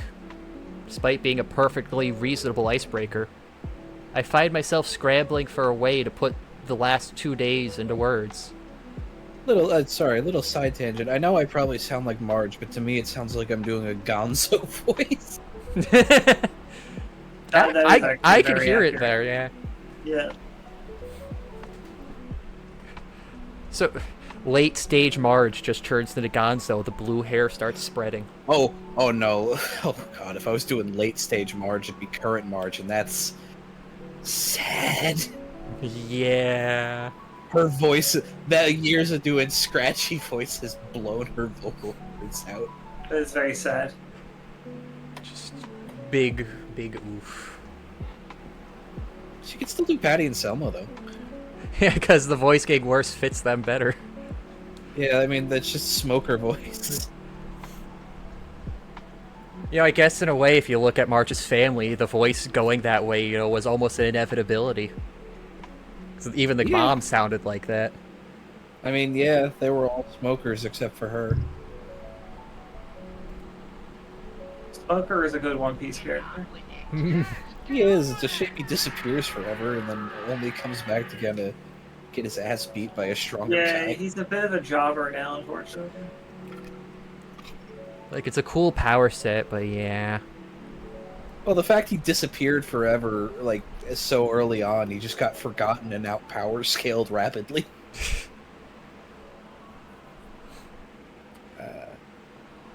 It's still like... No, sorry. Oh, you go. I was gonna say, you know, most of my knowledge on One Piece is the early parts, because that's really all I watched, because it was on Toonami, and, you know. Yeah. I still like the Cat's Pirates, just for the weapons that the captain has. The big clawed gloves. Yes, literal katana blades on the end of cat paw gloves. I like the his, Freddy Krueger. The name. I like the name of his technique. What's his technique? Which one was it? The pussyfoot technique. Yeah, that's clever. I think it's just stupid. And that's why I like it. I just like how Luffy defeats him by just sweep attacking the entire area so he couldn't dodge. AoE. Yeah, no, AoE, the most underrated but also most lame style of attack. You forced me to be lame. When's the second season of the One Piece Netflix coming out? Next year, unfortunately. Oh, okay. Speaking of things online, have either of you looked at the King of the Hill reboot? Speaking of things I'm mad about. I said online, not mad about. Oh, I don't know why I heard speaking of things I'm mad about. Actually, I'm the opposite. I've watched it. It's pretty true to form. I've seen the first 2 episodes so far, and I'm really liking it. Yeah, no, okay, Dale's voice is a little cooked, but it's just because the voice actor got older. He can't hit those high notes anymore. Yeah, like, a few bits you could hear him get through, but yeah, I thought it was the new voice actor at first, but I'm like, oh, yeah, that's a kind of a high voice to hit. It might be, but also, oh god, okay. So I watched ahead. There's one voice that it's bad. Is it Bobby? No, Bobby's fine. Bobby's the same voice actress. Yeah, it sounds the same. I mean, I thought that maybe that she just couldn't do it. No, she does an excellent job of aging up Bobby. All right. They even... what's his name? I can't think of his name. Except for Mr. Dotrieve. Bill? No, same guy. Yeah, And he still does it well? Yeah, it's just his normal voice. Is it the Asian guy? Khan? Yeah. Yeah, it's Khan. Oh, I haven't seen His recast his recast is really rough. Oh, they replaced the voice actor? Be the same voice? Because Khan's original voice is a white guy. Oh. It's the same guy who voiced Khan. Oh. And yeah, I get fact why, but he was also really good at the voice. But they couldn't have gotten a guy who sounded at least a little bit more like Khan, because oh god, it's so different. Maybe they acknowledge it at some point. Like, yeah, he learned English better.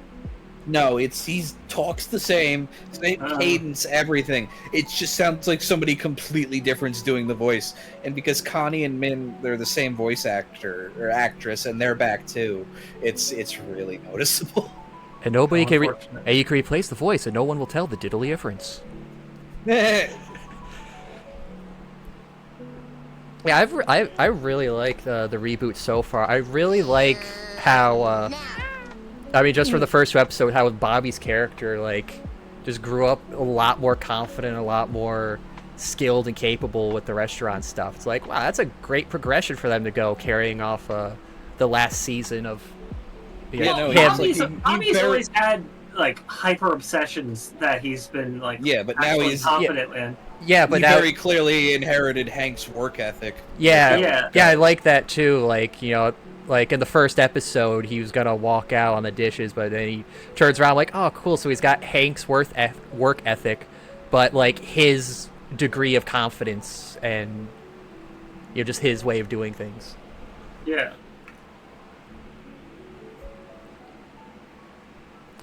I did like the one joke in the first episode when Hank's, you know, like meeting back up with all the other guys, and Bill's been just a shut-in because of the pandemic, and he just never stopped that.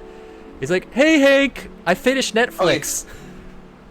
I finished Netflix. Yeah, he's not only is he as a shut-in, he's a morbidly obese shut-in. Oh.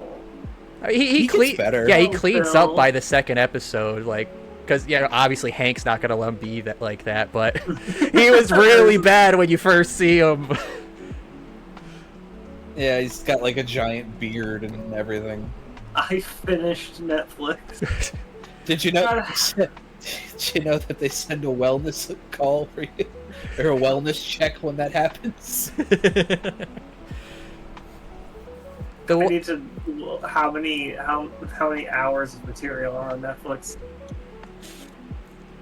Apparently enough to finish in 5 years. The one thing that did throw me off... 17,000 hours. Yeah, you could probably finish that in 5 years. The thing that threw me off a little bit was I thought the guy they got to, you know, that rented Hank's house while they were out at Saudi Arabia was gonna be the black guy that worked at Arlen that Hank got a job. But no, it's just some other guy voiced by Keith David. It's like, Yeah, oh. that's a completely acceptable. I mean, the other guy was Chris Rock, I think. Was it? So. Oh, that would make sense because he was introduced as a stand-up comic. Yeah. For that episode. Okay.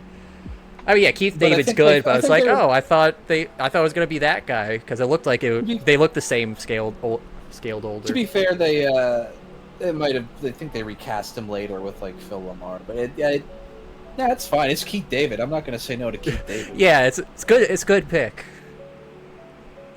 Would you guys like it better if they had Bobby with a different voice actor that sounds more like an adult man? No, No, Bobby needs to sound like Bobby. yeah, it still works because Bobby was getting to 13 and stuff in the show, so that voice can work for someone. Yeah, no, I'm fine with Bobby sounding like Bobby. That's how it should be.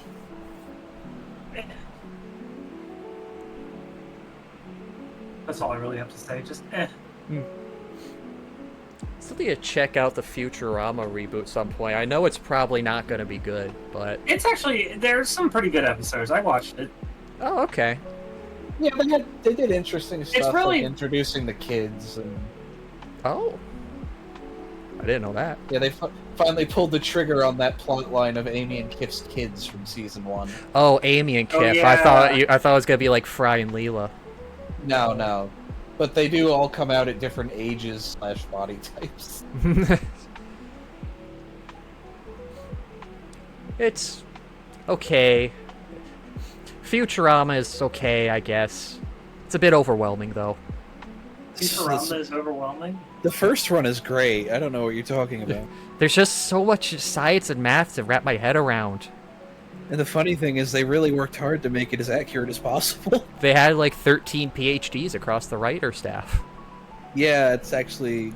I'm one of those nerds who watches the DVD commentary, and they talked a lot about that. Like, they went out of their way to make as many of the equations in the background as accurate as possible. Didn't for like one episode they actually wrote a research paper to prove it, to make sure the logic of their thing was gonna be accurate too?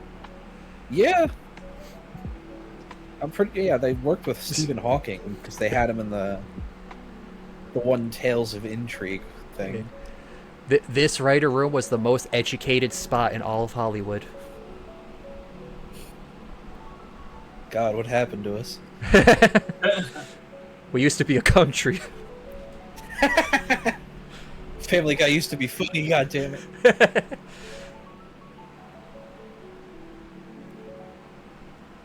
Yeah, that's common.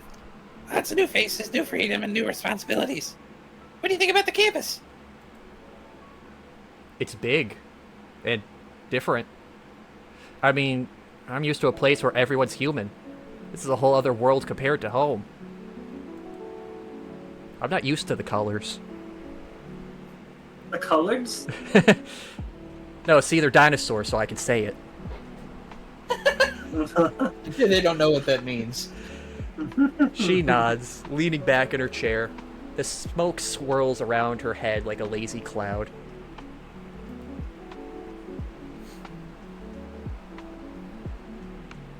That can be tough. Have you met anyone yet? Friends? I take a moment to recall all the colorful characters I met in my short time here. See, colorful, I'm saying it again. I think so. I met this guy, Theo. He's been nice. And his sister, Rebecca, too. But, don't know if they're actually my friends yet. I mean, I just played Smash Bros. With them, and one read their story that they poured their heart and soul into.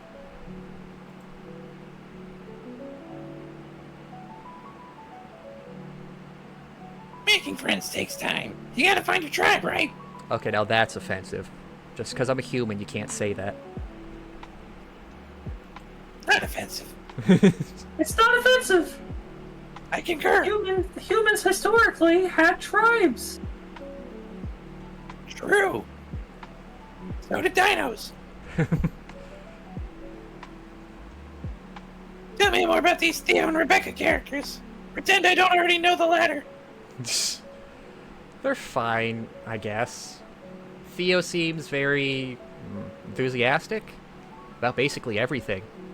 Certainly a lot different from my high school friends back home. We barely know each other, and he's already invited me to work on some big project. She raises an eyebrow, intrigued. What kind of project? He wants me to make a video game. Do you like video games? I Yeah. like jazz. Yeah?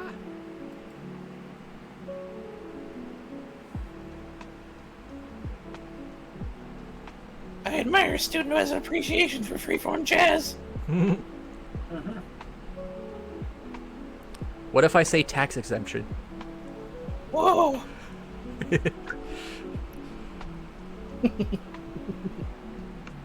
Only you puffed out your chest. Darn. And why not? Maybe I'll help you figure out what you want to do. What you want to do with your future. Why is Katie Pixel saying Hinkle, get ready? Is a pregnant dino gonna come on screen? On screen? What did... Kid, you joined a tech college with no major. You didn't even sign up for any electives. It doesn't take a mind reader to figure out you're a bit lost. Take it from me, these things take time. Play it by ear, I'd say. Last thing you want to do is overcommit and end up hating what you chose to do for the rest of your life. I swallowed down the nerves, unsure if one situation is better than the other. I just wanted to get through my first semester without completely embarrassing myself at this point. I sit back, sipping my soda, waiting for the next question.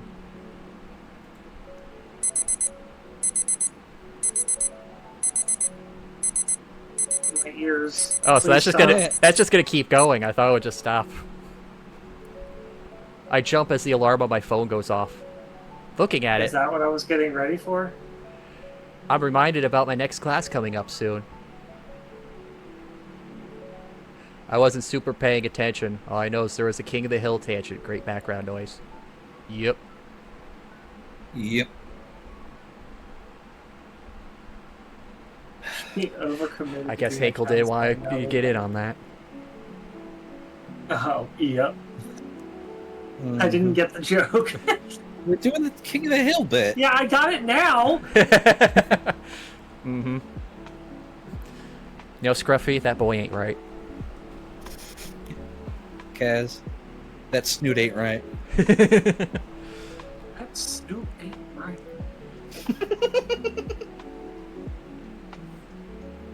Okay, Dev.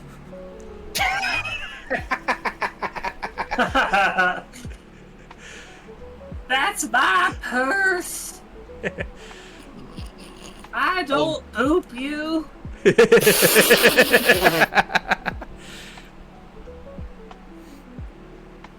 A class which happens to be on the opposite side of the campus. I overslept. Well, now I know what thumbnail I'm doing for this stream. He's yeeking out. Great. I'll have to book it if I want to make it in time. I get up to leave.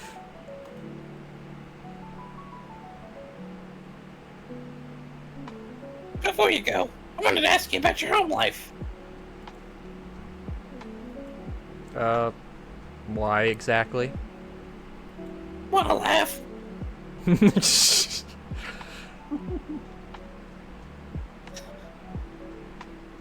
both of my questions, you mentioned something about home, your old town, your old school. Just wanted to know if you're homesick. I sell snoot and snoot accessories. Snoot and snoot-based accessories. She shrugs.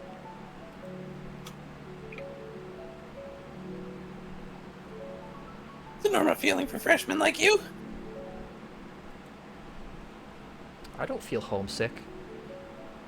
You feel You're sick. homesick. He feels sick home. Yeah. Sick of me. Sick of me, these nuts. Have you talked with your parents today? Oh, that's another thing from King of the Hill. I was watching the second episode where Hank's at the Megalomar and there's a sign for the Chuck Mangione. I was like, oh man, he just passed like just before this came out. That's unfortunate timing. Oh yeah. Life ain't feeling too good today. Oh. No, I haven't talked with them since I left home.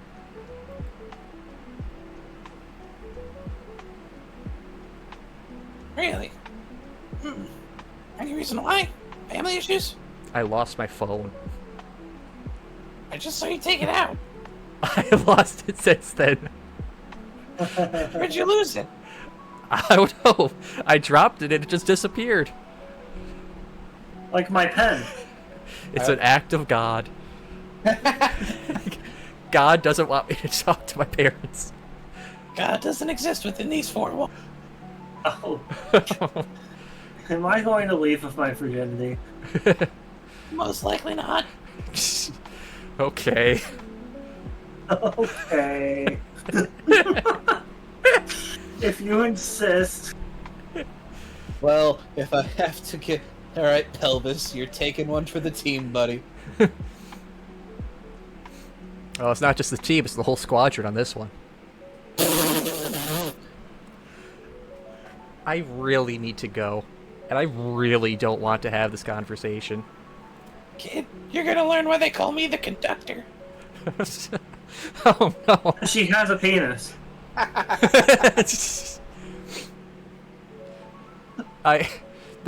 I just I've been pretty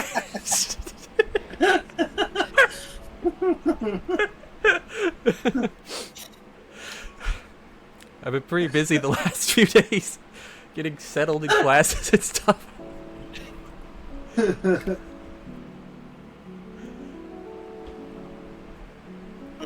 Sure. Don't mind me. Just gonna get closer.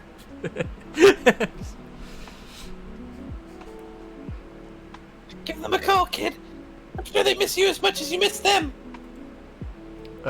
Sure. Maybe. But not as much as you're gonna miss me after this. Oh. My thumbs circle each other. Her innocent suggestion burns in my mind as I go to leave. But I have neither the time nor the mindset to meditate on it right now. Yes, the innocent suggestion. As opposed to the lurid implication. I'm just thinking of the one Family Guy joke just fitting for this. Do I counsel with my penis? That was actually what I was going for when I made my joke earlier. The smell of smoke and alcohol radiating off her reminds me of the worst parts of home, lessening my desire to spill my life story, even if I had the time. Is that all, Counselor Sam? I should really get going to my next class. She nods A tired. noose hanging from a ceiling fan, like I could be trapped. Like a ceiling fan going really fast. Just catches someone. Yeah. What about a ceiling fan trap? For some reason, Cowler was talking about a noose hanging from a ceiling fan. Or sorry, PB Pixel was. It's really funny to just think it's, yeah, we just hung this at like what we assumed their height was going to be. Yeah. It's like Jigsaw walks back into the room for his saw trap. You know, I really should have checked their heights before I set this all up. This was a... No, it's like it actually grabs them and immediately breaks because they didn't realize they had to make some kind of attempt to have it hold the weight. It's like, oh yeah, it'll work for about half a second until the neck snaps. And I don't mean the one that's in the noose. Just catches them, the fan blade breaks off. Okay, I apologize for that one. This one was my intern. You know, I really should have screened better, but I'm trying not to shut down their ideas to help them grow a little bit. You know how it is. Look, it's my wife's nephew. I can't fire him. I gotta let him do something around here. He's gonna talk to her, and she's gonna bitch. Just like, no, I'll slide the key under the door. You can just move on to the next room on this one. She nods tiredly and dismisses me with a slow wave of her hand.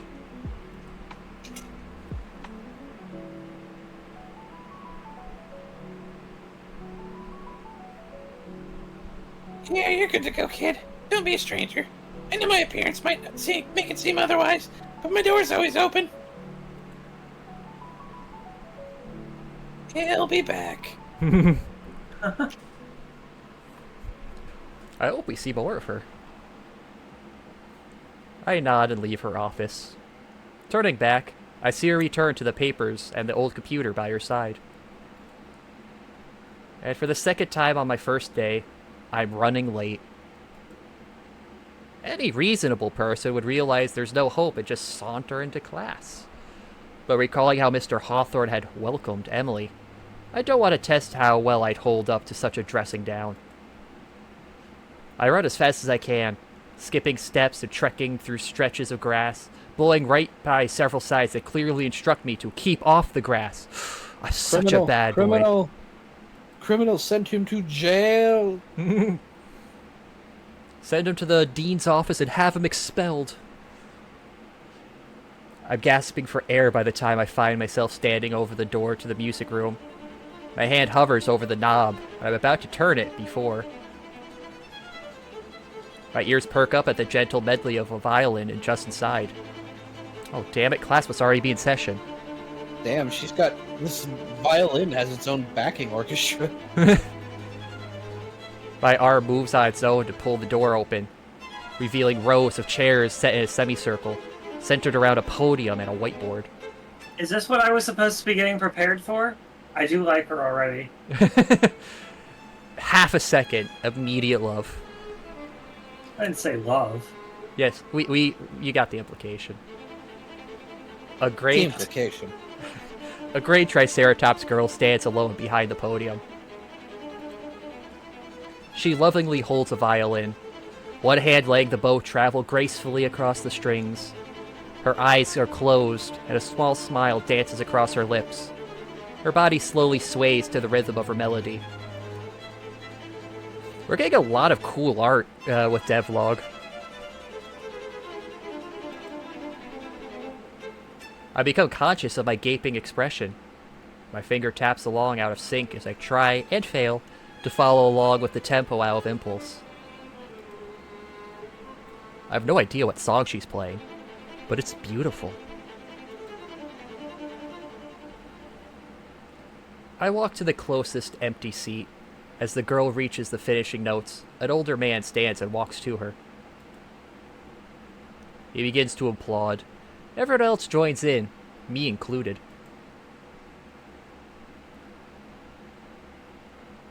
So, who wants the third waifu? Do you want to do her since me and Hinkle are each doing one? Because I was voicing... One though, Scruffy. Huh? Yours is mute. I still had to read her dialogue. I guess. Okay, yeah, I could take Abigail. I mean, I'll take her if you don't want to do it, Kaz. No, I'll do it. We each get one waifu. So, You want me to do this guy? yeah, so who takes the teacher now? Awesome, Abigail. Completely awesome. That was freaking perfect. This is Jack Black Dino, in case you couldn't tell. Hinkle, say the line. Skadoosh? Other Jack Black line. It's an older one, but it checks out. The more recent one. So, no, I mean, hold on. That's on brand.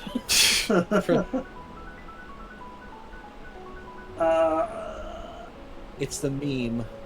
The most recent one. Peaches, peaches, peaches, peaches, peaches. More recent. Peaches, peaches, peaches. Later peaches, than that. peaches. Okay, you were kind of onto something with that second one, but take the last word and put it with another word. I had. No. I had.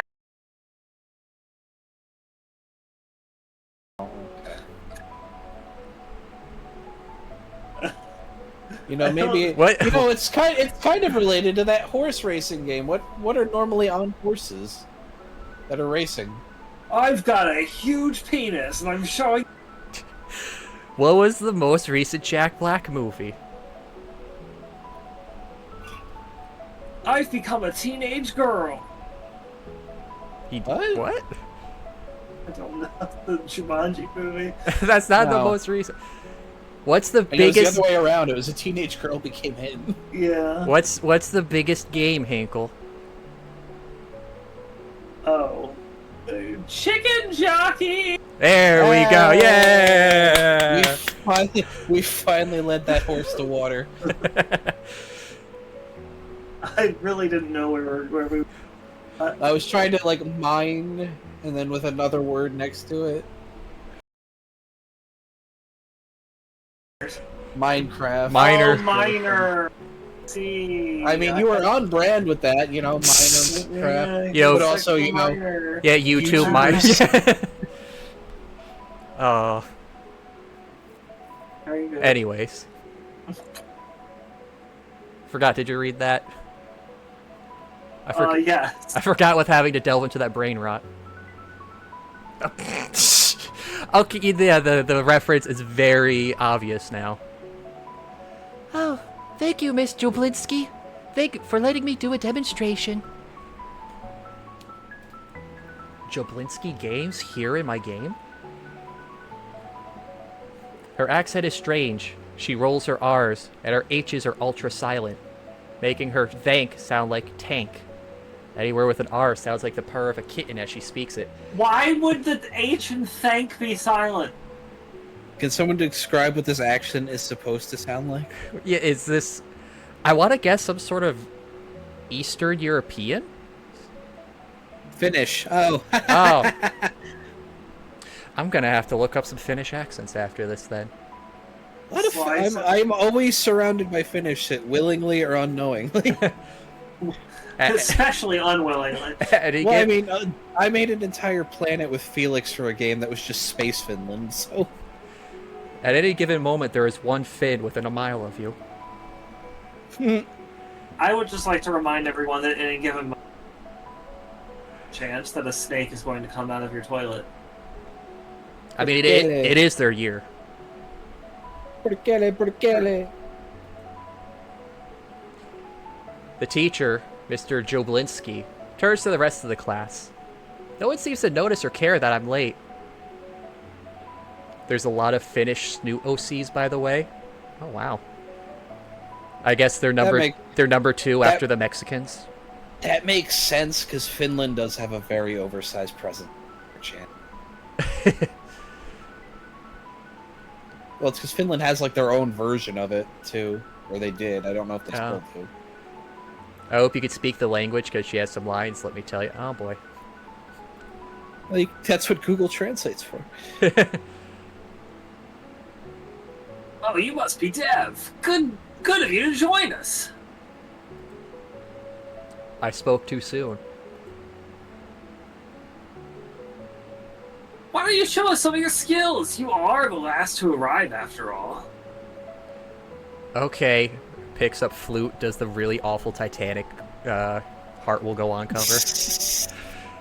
You mean the recorder? Yeah, recorder. Oh wait, no, more topical, the really terrible flute Jurassic Park theme. I was gonna say the flute Godzilla theme from the wrestling mod. That would be perfect. I'm already digging the confidence, amigo.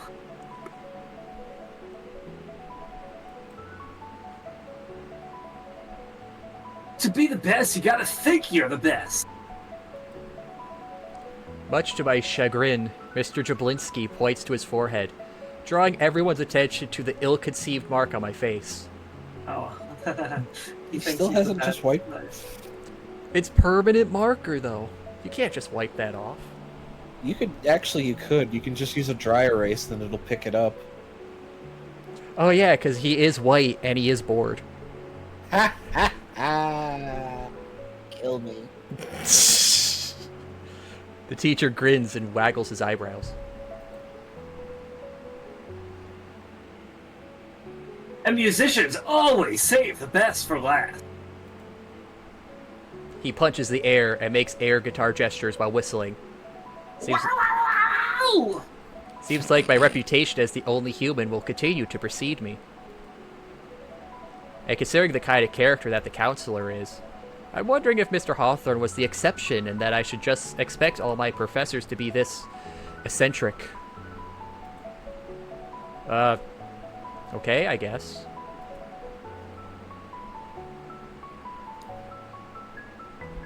Okay, whatever you want for the back of the room. No electric anything yet. Alright, I'll get the air guitar. I've got it right here. And he just, like, holds out his hands. Oh, thanks, man. Takes it, puts the air strap around. Wow, it's a little heavy. There's no strap on this one, you idiot. There is now. This sounds a little out of tune. Hold on.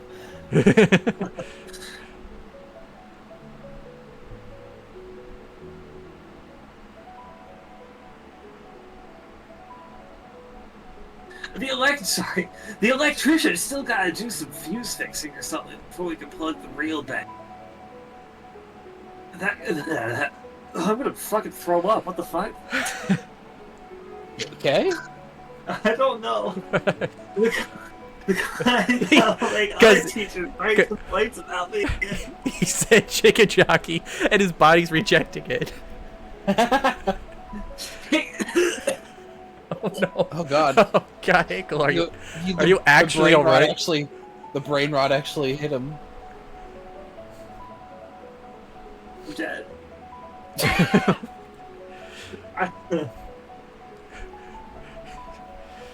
I walk around the other students, pointedly avoiding their inquisitive looks. Sure enough, there's a pile of drums, many string instruments, a keyboard plopped against the wall, and many, many cases of varied shapes. He can't handle the Jack Black energy. Oh god, Chicken Jockey's actually killing him. This is what we can't have this crossover on the stream. It's too much. There are also amplifiers, pedals, and soundboards. Every cable neatly folded on top of one another. And then I find the perfect instrument that I recognize. A Guitar Hero controller. But he said nothing electronic. Wait, it's wireless. Batteries. Yes! Nowhere to currently plug them in. I take the familiar shape of a trombone case among the rest. I grab it and pull the zipper open, freeing the instrument. And then we hard cut to an actual game of Trombone Champion. I was first trombone in my high school band. Oh. I walk slowly to the front of the class, thinking that even if it's not the sexiest instrument, at least I wasn't the first triangle in the band. I really wonder if there's something as sad as second triangle in bigger school bands. Yeah, you know, I had to play the triangle in my band. It was very upsetting. Were you first or second triangle? There was only one triangle. Good, because second triangle is an obtuse one. I am acutely aware. Alright. There I stand, in front of eager and expectant eyes, while I fumble with the braces and eye of the mouthpiece. It looks dry. You two talking about triangles makes me... Oh god, I can't make this joke. This is too obtuse. Was that the joke? No, I was gonna say isosceles want to be anywhere else but here. That is really bad. Man, yeah, chat burned a boo for us. Should have saved it. PB Pixel, did you not have a band in your high school? My high school had bands. I wasn't in it. I was. I was a percussionist. I played the triangle sometimes. It was just... I mean, as a percussionist, you often just change instruments mid-song. But it was always so goofy changing to the triangle and just like standing there holding it for several measures, not actually doing it, just to go ting. It looks dry and a bit dusty, so I thumb at it to remove some of the snoot.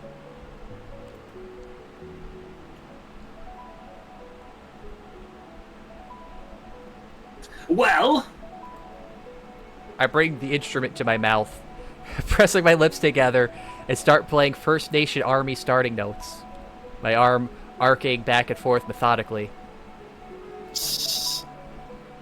Right.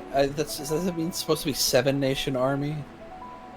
yeah, That's what I... talking- Yeah, that's what I thought it was gonna be. I thought he was talking about like the.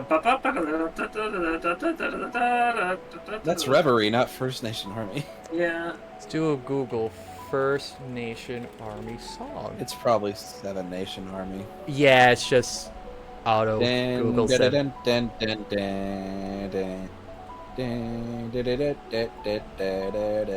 That one. Yeah. I mean, the fact that he even knows how to do that, pretty impressive. No matter. That's a very common band song.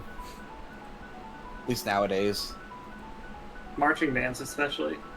Yeah, that's that's where you're gonna find a lot of trombones. The results are questionable on their own. It would have been acceptable for a marching band making the rounds around a football field. Yeah, there we go. We're just saying that. But I'm on my own, and my hand slips more than it should when I'm landing on the notes. I just noticed that the number 1 isn't on his head. Yeah, hey, what the fuck, devs? 0 It's out not of 10 there- game. It's not there because you're no longer number. So shame is what gets rid of permanent marker. Well, you know, because we could have gone this whole way without putting that number. But we did, so there should be an option to have it on there. Yeah, it's just because this is a, like a custom drawing. But yeah, they should have had. You could have added the 1. Yeah. It's how hard is it to take a black pen and just go Not even in Photoshop. They like photocopy it with the number 1 drawn on, and then put it into the computer. Make it low quality as possible. This will hide. Out of the corner of my eyes, I see the gray Tricera from earlier cringe. My cheeks are burning. Damn, I'm blowing it in front of the hot chick. I stop after a few seconds.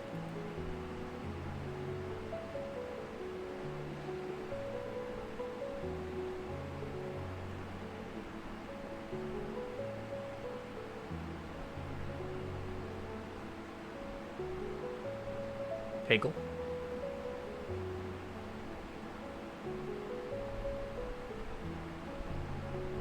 Oh no, we actually did lose him.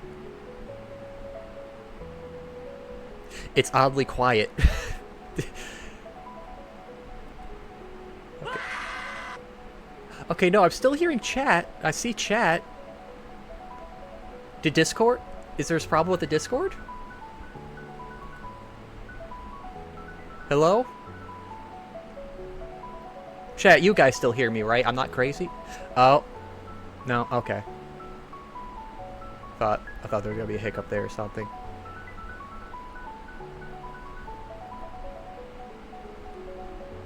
Hello? Hello? Alright, that seems to have fixed it. Can't hear me though. Hello? I hear you now. Oh, I hear you. What happened? I think Discord just like ate the signal for all of us. Oh, Yeah. okay. So Discord died for everybody. Yeah, I saw Yeah. the signal drop to like red. I'm like, oh, maybe Yeah, I I should saw leave and that. come back. For a second, I thought the meds kicked in. Finally, the voices went away.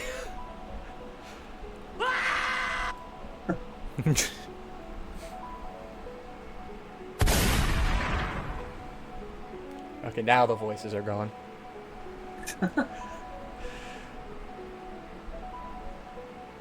No, They are. They refused. no. But they refused. Boo! And they're judgmental, too. Miss. And they're misgendering. Anyway. Miss. I'm not a miss. Boo! Alright. I already said this line, but I guess it didn't go through. Yeah, I didn't That hear was it. all right, Dev. It's good to know that you're not going from absolute zero to hero here. A student snickers. I mean, I prefer crunch, but you do you. More like Snickers, 0.5 to hero. Nerd. Mr. Jablinski shushes them.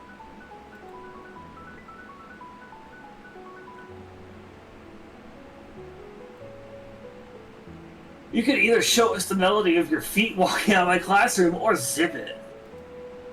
He makes a zipping motion with his fingers. Absolutely no making fun of anyone once you're past that door and inside my realm, okay? The class replies with an echoey, okay. Okay. Okay. I already That take. echo is rather delayed. It's a big room. I retake my seat, and Mr. Jablinski starts the class proper. It's a big room.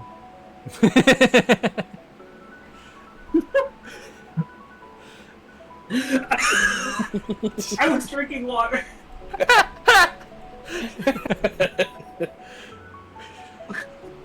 Not only was not only was I drinking water when you made the joke, but there was also a significant delay after you made the joke before I got it.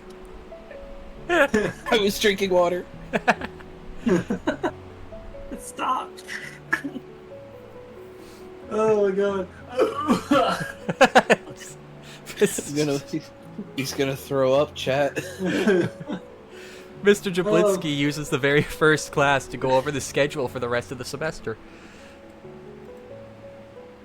Class is otherwise Oh, uneventful. there's bile in my mouth.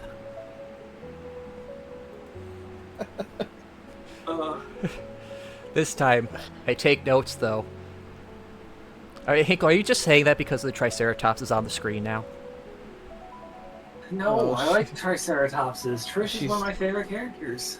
She's rather cute, and she's Finnish, so she's got two things going for her. This time, I take notes though, mostly upcoming expositions and events. Students are supposed to present a piece at the end of the course, either a composition made by oneself or an arrangement based on someone else's music. It could be a solo presentation with the teacher at the piano, or a duet with one of the students taking helm at the keys.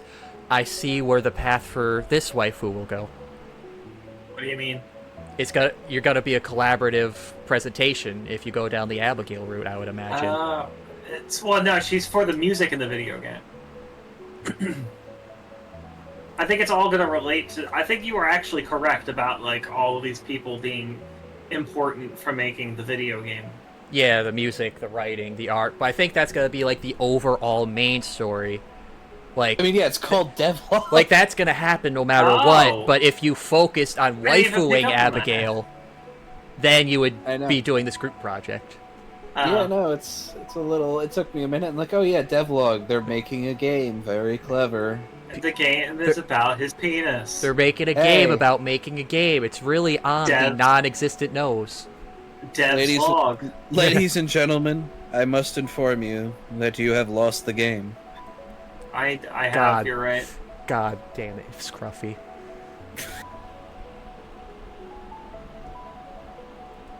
Pixel, I don't know what you linked. It refuses to load for me. But the link refused to load. But I see Doomer Anon, Doomer Fang, and Ending 2 as tags. So I'm half concerned, half maybe it's a hopeful Yeah, it's not redo. loading for me either. Loaded for me. This was supposed to be Fight Club, but Snoot, he says in response. Hold on, I gotta mute the stream so I can actually hear this. I'll just have to figure out getting this to work later. That, Hold on. or go through a 20-page long written exam. God, that would be awful for music. The music class I had in middle school, when I moved in middle school, so 7th grade when I moved to a new school, the way they did the electives in this new school, I mean, I feel like probably most schools do it the same for middle school, was you had to take art, music, you could choose for a tech, no, the tech class was picked, and home ec, to prepare you for actually picking electives in high school. The music class we had to take was only note-taking. There was no music playing. It was the Like most... the one I did, but I did history of music, so that made sense. Yeah, this wasn't. It was just all note-taking. It was the most boring class I ever had. It actively made me not want to get anything related to music. This mine was pretty cool. Is we watched documentaries and listened to music, Oh, that'd be fun. but I think I dropped the video in VC context. For some weird reason, there was just a moment where I thought you were going to say you dropped the N-word. I don't know why. Rude. I'm about to be a rude dude. The class ends an hour and a half later. Oh, it's on the longer side. I'm left with a treasure trove of information on the upcoming semester and feeling a little overwhelmed for the first day, honestly. I remember my music teacher got pregnant. Oh, sorry, I should have given you a warning on this one, Hinkle. And there was I'm not. I just can't be near them. and there was a wheelchair student in her class. He said to her, "I hope your kid ends up like me." Oh my god! Why would he say that? She really must have pissed him off. I'm proud of that student. When I had pre-calc in college, the teacher we had, when the class started, so the start of the semester, the teacher was pregnant. She was there the first class, was not there the second class. Okay. She was there the third class, not there the fourth class, not there the fifth class. And also, this wasn't she had a sub. We all gather at the classroom. There's a note on the door saying no class today. she is out. Also, Okay. this only had 2 classes a week. We went Okay. 2 months without classes. Until the school was like, we need a new teacher, and he has to teach pre-calc in about 5 to 6 classes before finals Yeah. time. Like, that was Did you get your money back? Well, no, because I got student aid, so I didn't pay anything. And also, I took pre-calc at high school, so I literally did not need the class aside from the fact it was a requirement. I already know this shit. Yeah. But yeah, that was crazy. I was like, man, anyone else who actually needed that class was pretty kind of out of luck. I mean, the replacement guy did pretty well, but, you know, doing pretty well with what you got. Yeah. That's fucking ridiculous. Yeah. It's just like I'm angry. It's just like, you know, another class I had. This was later in college. This was at university. Did you pass? Oh, I passed it. I love math, so that was an easy like A for me. This other class, this was a 300 level tech class. Apparently, the story for this one, the teacher, either they couldn't get a teacher for this class, or the teacher quit just before it. So they got a guy from GE, General Electric, that works on the thing that we kind of teach about in this class. He's not a teacher. He just works at a tech company to teach the class. Okay. Great. Not great. It was a 3-hour-long class. After the first week, because there's a 3-hour class, there's a mandated break in between. After the first week, I just started, you know what, at the break point, I'm just going to leave. This guy isn't really teaching anything. I'm just going to go home and just study. I Now- never had these sorts of problems. Now, here's the thing. The class, I mean, along with him teaching, it was a 300 level class. It was really hard to pick up some of the topics because none of the previous tech classes covered anything this one was doing. So the previous classes were terrible prep for this. So I don't know how much was the semester being terrible or how much was this guy was just not a teacher, literally not a teacher. I would have failed with a D because I needed a C for credit-wise. So I would have failed with a D, but one kid started a petition to the dean saying this guy is not a teacher, and like he took both the midterm and another test, and I think something from the final.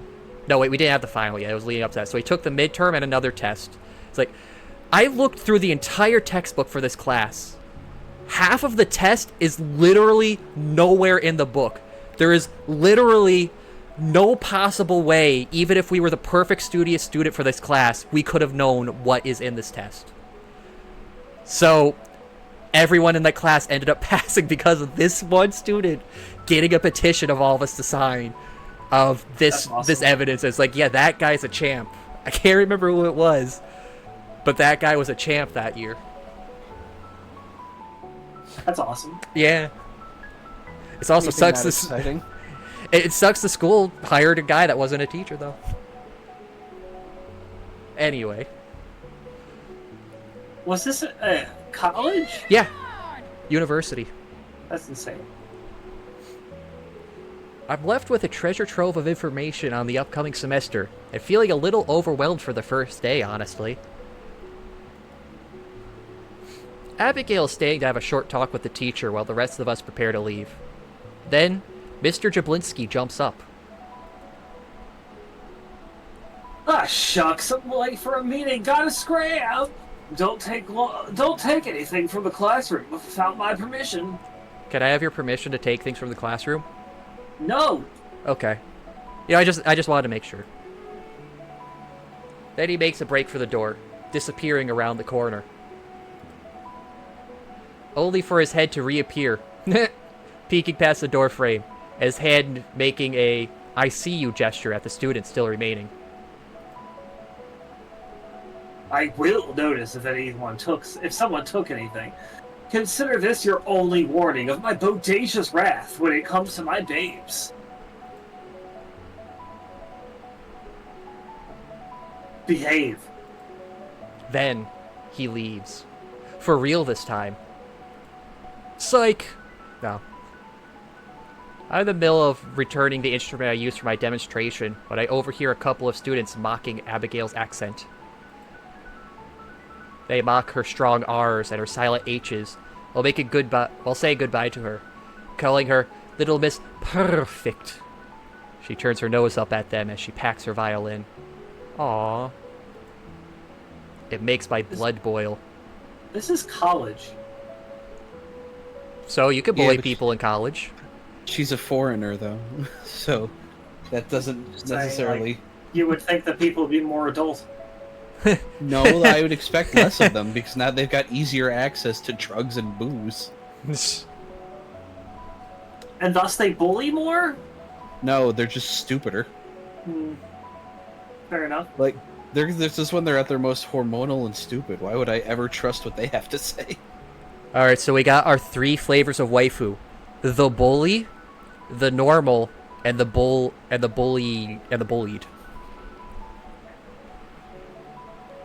Obviously, I'm into the bully. It makes my No. blood boil. I guess I was right that this place is just like high school. Makes me want to do something. Or just wait until they leave. Hold on. Before you pick, let me get a drink real quick. It reminds me of, it was like within the first week of high school. Like I had gone to a private middle school, so like when I transferred to public high school, I knew literally nobody. And there was somebody who was like trying to start shit with me and like being a little bit of a bully. And I turned to him and I was just like, I have done nothing to you, and we are in high school. Can we not do this? And then he stopped, and I am proud of myself for handling that like an adult at that age. Yeah. And actually, we became friends later in our high school careers. The power of friendship. Yeah, I never really had any encounters with bullying. I just seem to have that chill... I just, like, chill friends with everybody, pretty much. Well, private school was I'm a experience. Kazibara.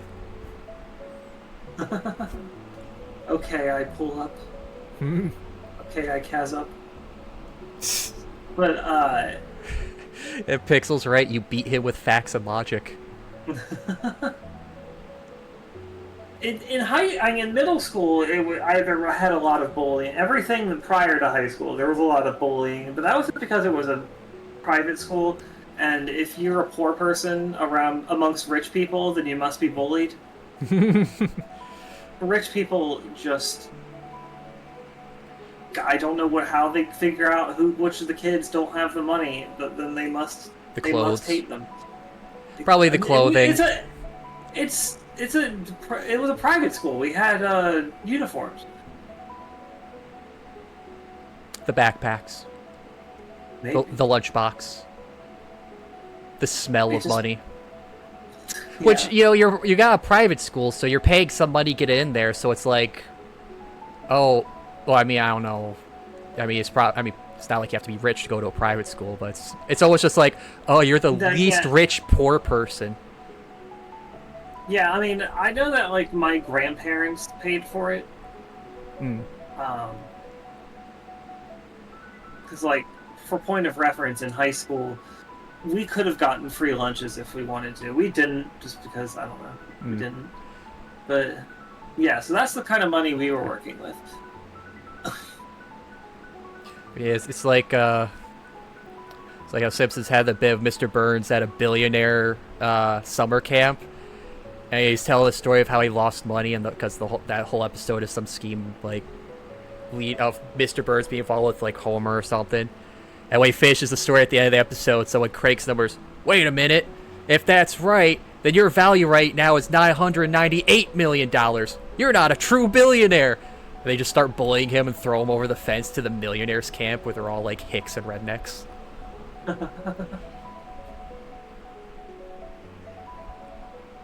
But yeah, they just hate people who I guess it's just that they are used to being pampered, and so like when somebody doesn't treat them that way, they hate them.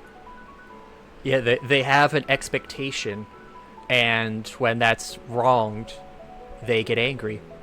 Yeah, and it just creates a cycle of bullying.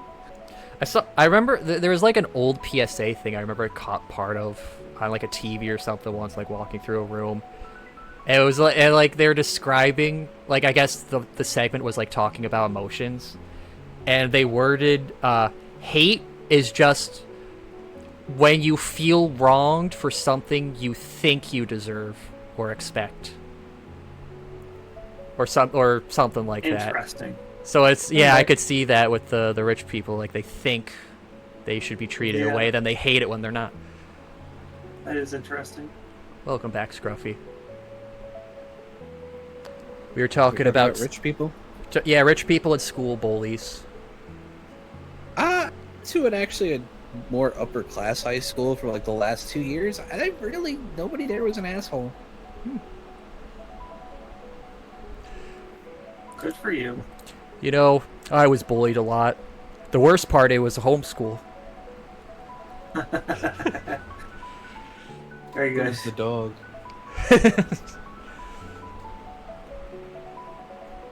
I vote the top option. Yeah, we should do something. It makes me want to do something. Not Dev, me. I should join in on the bullying. My name is Kaz now. It's my game. Kazlog. Kaz Azard. I rip a blank page from a nearby unattended notebook. I hastily ball it up and throw it in the direction of the mean-spirited group. That'll show 'em. It hits its mark, bouncing off the main taunter's spiky head. I'm quick to cross my arms and turn away to feign my innocence. They'll never expect that. They mutter more insults my way now, but leave with sneers on their faces. I cough again. I cough once the mean group leaves. Abigail glares at me. I actually like your accent. Abigail squints at me, and I reconsider my words. Oh, dang, I'm just reducing her down to her voice. They like that, right? Now tell her how much you like her body. I mean, it's sophisticated sounding. Don't let them But get you down. also, piece of there you go. That's it. Piece of advice: if you're ever trying to compliment someone, especially a woman, say the compliment in a more objective manner. Don't say I like X. Say X looks good. Because if you say I like X, then it just sounds like you're saying like I am.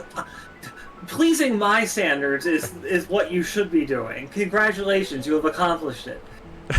So instead of saying, I think you're hot, you should say, you got rocking tits. It's more objective. The second one was better. It's still not great. But it was better than the first one. Your voice makes me nut. That's still about yourself. Your voice is sophisticated sounding. Okay, all right, Callard, let's change it. Your voice is nutworthy. I want to put my penis in your body is still about yourself, PB Pixel. Your body is the perfect penis receptacle. Your body was made for this penis. It just happens to be attached to me. A little better, I think. No wonder why the viewership dropped to 100% male. I mean... Oh, we lost our female audience. Amanda shows up sometimes. A man, duh. Damn. Got her.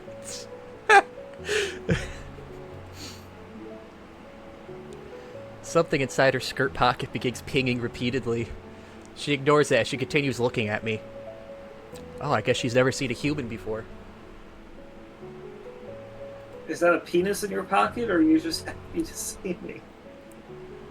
And it's da-da-da. I wasn't, but take you, I suppose. I liked your playing. Thanks, but, I mean, it wasn't very good. Even Mr. Jablinski seemed to notice. It was okay, I have to, like, pre-read for H's and R's. It was certainly an interesting instrument you played. It looks so cumbersome. I can't imagine it is easy to play. The trombone? I mean, I guess so. Take it you never played in high school prep rallies? Her face drops. Oh, I was homeschooled. Wait, how would... Oh, shoot. Yeah, it Actually, doesn't that's make all- sense No, to the silence the H's that are part of other Wait, I guess sounds. the C No, would they- still she would- work, so... She would probably it'd probably be closer to like homeschooled or homeschooled. I was homeschooled. This is how Kaz gets cancelled. Yeah, not for anything else. It's for trying to do a Finnish accent. Or speaking like a Finn. Yeah, you should have started with a... Damn it, I ruined my joke. Let's say a starting accent. Ah, that's cool. Taking a good look at her now. She's prim, proper, elegant. I'm Standing... not attracted anymore, and then he just leaves. She's standing ramrod straight and with perfectly combed hair. Dang, I can only make her worse. There's nothing I can fix. I can fix her. Can let her fix me. She can fix me. She could get this #1 off my forehead. I can ruin her. I can ruin her. I have no idea how to reply in the ensuing silence. Her phone keeps ringing off the hook. Notifications pinging one after the other. It's giving me anxiety at this point. She's scrunching. Are you going to pick up? No, I am not. With her phone continuing to chime, she looks me up and down now, her frown deepening as she focuses on my shirt. Your clothes. I look down at myself. Floats. Sure, my shirt's a bit wrinkled and my jeans have seen better days. It's not like I plan on walking down a runway. What's wrong with them? She begins digging around in her bag before pulling out some sort of small spray bottle. What are you... Without warning, she spritz a few sprays of some sort of mystery liquid onto my shirt. Trying to get rid of the smoke smell, isn't she? Oh, maybe. What smoke smell? Oh god, I've been acid No. attacked! Oh, this is how it goes. He's yeeking out. I thought it was one of those, diplosaurs. I didn't realize Triceratops do acid. Wait, Only on weekends. What the hell? We jump apart. Her in embarrassment, and me in shock. Sorry. It's wrinkle release spray. See? What? She grabs the hem of my shirt and gives it a slight tug. When she lets go, it's noticeably smoother than before. Is there an actual, like, liquid that would do that, or it sounds like this would be just water? I mean, fabric softener, really, if there was some sort of really fast-acting fabric softener, maybe? usually there's something like that. You just gotta look for it. Afterwards, she wilts in embarrassment, her cheeks turning pink. Dev's a bit jumpy. Yeah, he's really assuming a lot of these dinosaurs. He's very racist this stream. I find myself just as bashful for freaking out over something so small. Something helpful, even. Huh. Well, thanks, I guess. sorry again. I just thought I would help. I would help. It's fine. Just maybe a warning next time. She shakes her head fervently before holding out the offending spray bottle in both hands. No, no. It was rude of me. It was rude of me. But please, take it for yourself. I have several more back in my room. Think of it as my apology to you. I gingerly take the bottle from her, inspecting it. I mean, I wouldn't have thought of it myself, but it could clean me up on days I find myself rushed. Apparently it exists. Oh, Downy wrinkle release. Okay. Oh wait, we're in dinosaur world. It's dino wrinkle release. Alright. Yeah, thanks. Your name was Abigail, right?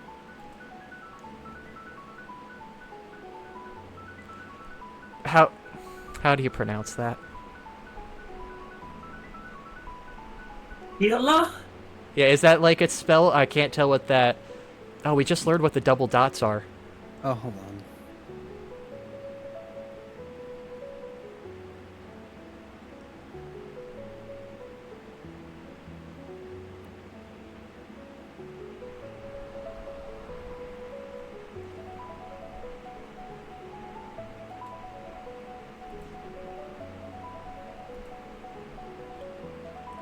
Still holding. Kula, apparently. Ah. Hula? Umlaut is the two dots. Kula. Yeah. I mean, yes. And you were Depp? I loved you in Pirates of the Caribbean. Dev, actually. Nice to meet you. Also, we found your speech impediment for this game. I'm sorry, her accent. That's rude. I'm sorry, that's offensive. This accent is not offensive. How I referred to it was, though. You're offensive. I timidly hold out my hand. Not sure if it's the proper etiquette or not here. Do dinosaurs shake hands? Would they shake tails? I guess. Why? I don't know, I'm not a dinosaur. She lightly accepts the handshake with a smile and a nod. It is good to meet you too, Dev. I was not going to ask to not be rude, but... Well, by all means, ask. I wouldn't think you're rude. Why is there a number 1 on your forehead? If Finnish people were real, they'd be real insulted, Scruffy. That's right, statistical anomaly, they might not actually exist. It's the Belgians who don't exist. Have you ever met a Belgian? I don't think so. I've met their waffles. Yeah, I was gonna say, I love the waffles. Yeah, It's the- waffles it's the- doesn't mean people live there. It's the only thing that remains of that lost civilization.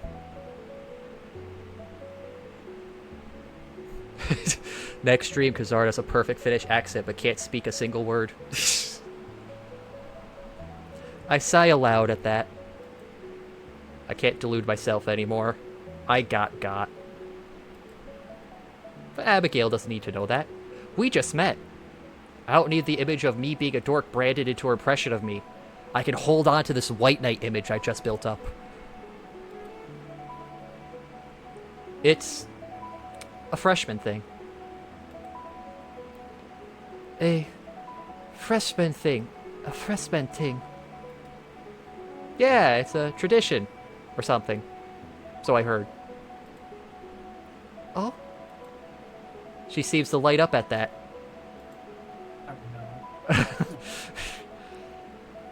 I can't believe I added to order this. You Americans are so unique. Dev, help me find a pen. Uh-oh. No, let's let her do it. We have to have solidarity. Ah, Oh, she's such a sweet little thing. no, no, no, no. She looks back at me in confusion. Damn it, I still have to save face here.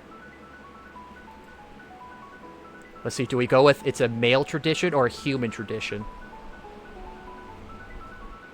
I mean, the day's almost over. It really wasn't that big of a tradition, you know. Did you see anyone else with it today? Oh, no. I suppose I didn't. She actually seems a bit disappointed at that. But she doesn't need me literally painting a target on her forehead. So it's for the best. Safe. Her phone beeps again. This time, a flicker of annoyance shows on her face. She fidgets with the strap of her violin case, clearly trying to ignore it, and I can only guess why. Maybe I should ask about it. Now, I wonder if that would just not be there if we didn't write the number 1, or if she would say something else. Like a different topic would come up. Ask about her phone or mind her own business? Ask about I mean, the you just phone. met her. Yeah, but you also just met her. That's a little forward. Yeah, she could say no. Like, see, if... My thought would be be like, do you need to get that? I'm sorry for taking up your time, but going off the previous snoots and snoot likes, I don't think that's what Dev's gonna say. Well, yeah, no, at this point, it's not just, hey, are you going to get that? We already asked that question once, and she said no. The question now is, so, hey, why aren't you answering that? And that's a question I would ask someone. Like, I wouldn't ask for, like, a huge amount of detail. I'd just be like, so, is there, like, a So... conflict, like, an argument you're These having games with have someone? conditioned me. These games have conditioned me to not see the protagonist say this anything. the smart reasonable. thing. Yeah. Hey, so, why is your phone blowing up so much? Is that your ex? Haha. Oh, you don't have one? Oh, you available then? Haha. I mean, that's pretty good, honestly. Okay, I'm leaning on, like, we could ask her, how are you feeling, Scruffy? Leaning on the bottom, but if you guys want to go top, I'm outvoted. Yeah, I'm voting for Asker. Is everything okay? Kinda hard to ignore all that ringing. Like, seriously, pick up your phone, it's annoying me, God! It is fine. Just my parents. Take a be rather, how do you say, clingy? Ah, gotcha. I wouldn't know how that feels. I have the exact opposite. I can't help Is but this, was that like a joke in I mean, Dev character, or are you just stating a fact? half joke, and also what I feel is probably what actually Dev's thing is gonna be. I can't help but remember my talk with the counselor about my parents. I'm sure they just miss you. You should answer them. I tell them to stop calling. Seriously, get your ringtone is like nails on a chalkboard to me. I offer a supportive smile. You are probably right. She sighs, finally pulling out her phone and scrolling through it for a moment. Snoot game logic. Pick option expecting reasonable outcome. Protagonist punches love interest then says a slur. Darn. Every time. Seems they wish to talk. One moment, please. She moves the phone up to her head. Hello?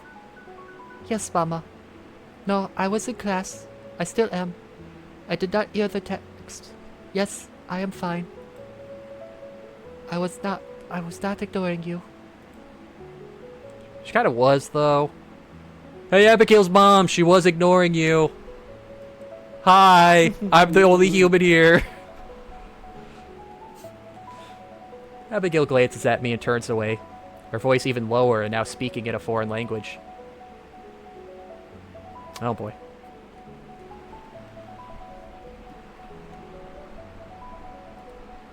I guess the only advice I can say is Scandinavian sounding. Let's see. Just turn on Google Translator and have it do it for you. I mean, if you could just highlight it, you could just bring it to Google Translate. Well, I'm gonna type it and see what it says phonetically.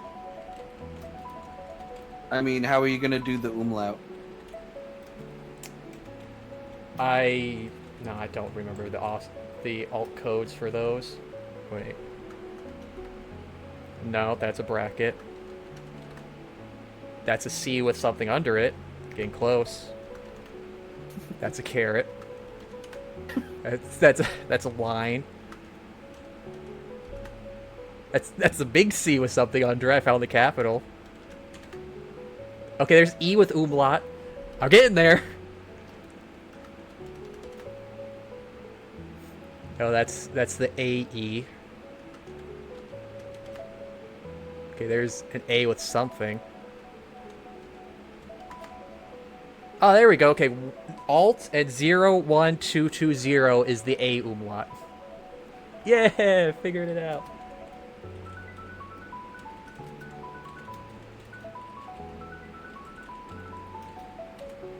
Good thing that's the only one here. Oh, we got 2 A umlauts here. Just copy and paste this for, my friend.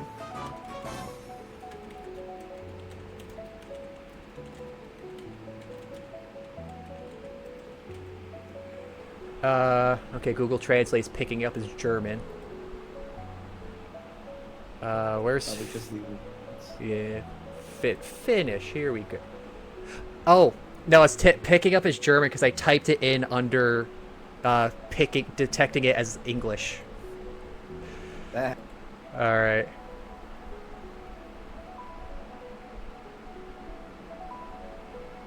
Okay, now where do I get the phonetics on this?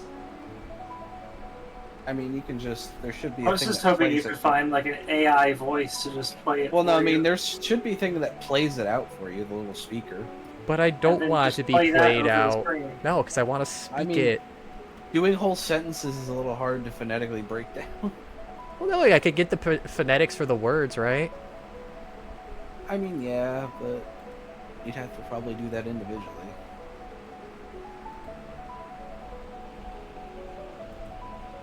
That's why I always just listen to it and try to replicate it. Okay. I'm going to mute desktop audio then. So I can listen to it, which I guess is gonna mute you guys too for a second. For the stream. Alright.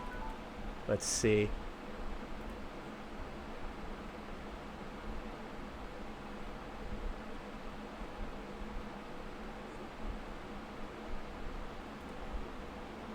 Okay, that kind of sounds almost like how it's spelled. I can work with that. Usko minua, mi oled valus lukasa en kakul, en mia tahala yanari vastavara, mi senyon yo, bied ole lukosa.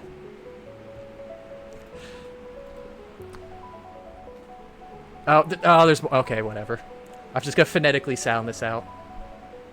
Juju. Ju, mi soite ku mi paisen, takas kampa, ju, mi kisuyua. She hangs up the Probably phone. you. Yeah. I'm gonna have to read some Finnish now after this. Still turned away.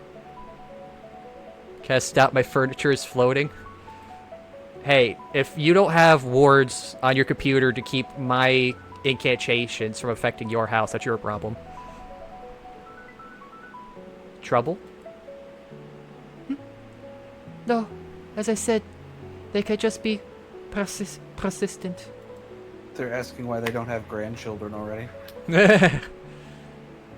Anyways, That was Chris Redfield on the phone. I should hurry back to the dorms, to the dorms, before they try to reach me again. I'm falling apart, my rolls, my trills. Oh, right. Don't let me keep you. While you're at it, can you Google Translate the first sentence? Well, the first sentence translate was, "Believe me, I was just in class. I didn't hear. I didn't mean to ignore it. I already said I was in class." So I assume it's just the mom is very unbelieving of her. Probably acting very helicoptery because she was homeschooled.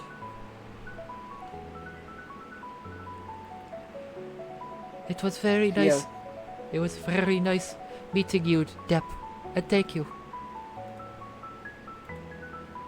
What for? She shrugs at that. For just talking to me, I suppose. Our peers haven't been so friendly. Right, I noticed. But you're welcome. See you in class tomorrow. She gives me a nod as we both leave the classroom and part ways. Even though it was a short and kind of awkward interaction, she seems nice. Maybe this is a good place to pause.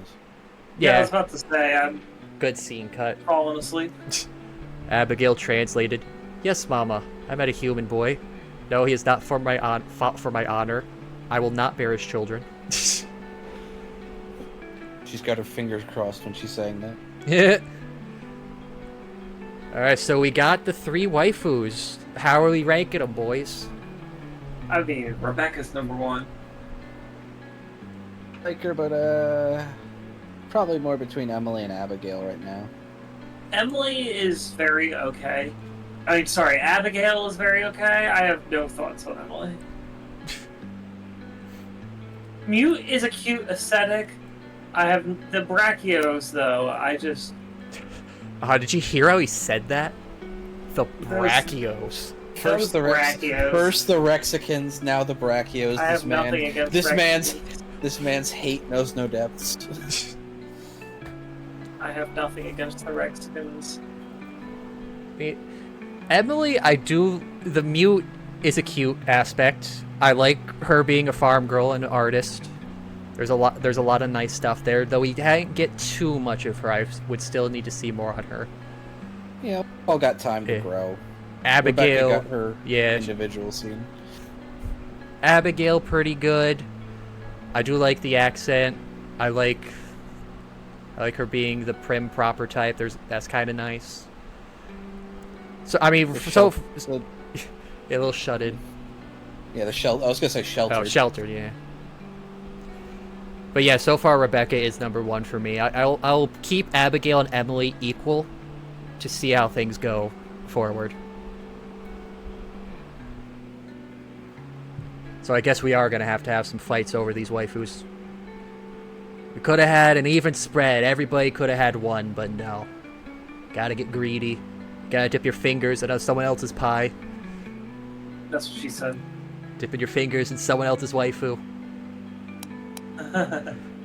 Dipping it in her pie. Yes, where I was going with that. Yes, but we had to spell it out because that's just who we are. Because we're in school, college to be specific. Yeah, next class is English phonetics. Phonetic English. Alright, so fun. We finally got them all.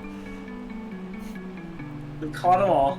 Speaking of this game in general, really liking the college seg more than the high school seg. College seg does add a lot more open venues. I would agree, yeah, Pixel. Yeah, more freedom. Actually, wait, okay, I have to change my ratings for a second. Rebecca equal to Samantha, and then Abigail and Emily second place. Oh, is that the The name of counselor, yeah. Yeah. I just want to see more of her, that's all. Just wanted to put a cigar out on me. That's all. That's all. All right. Well, I'm going to get going. Yep, have a good night, everyone. More Bye. devlog next Friday. Finish Dokapon maybe next Thursday. More Uma Masum. I mean, going by the achievements, we only got 1 chapter left. We could finish Yeah, it. but it's probably gonna be like 2 sessions. We'll find out. More Uma Sunday. Doing Rice Shower to Kai Shuttle. Get more stuff through the week. Have a good night. Have a good weekend. See you all Bye. later. F to Grass Wonder. Good night, everybody, and a big F. Big F. Good night. See you all later.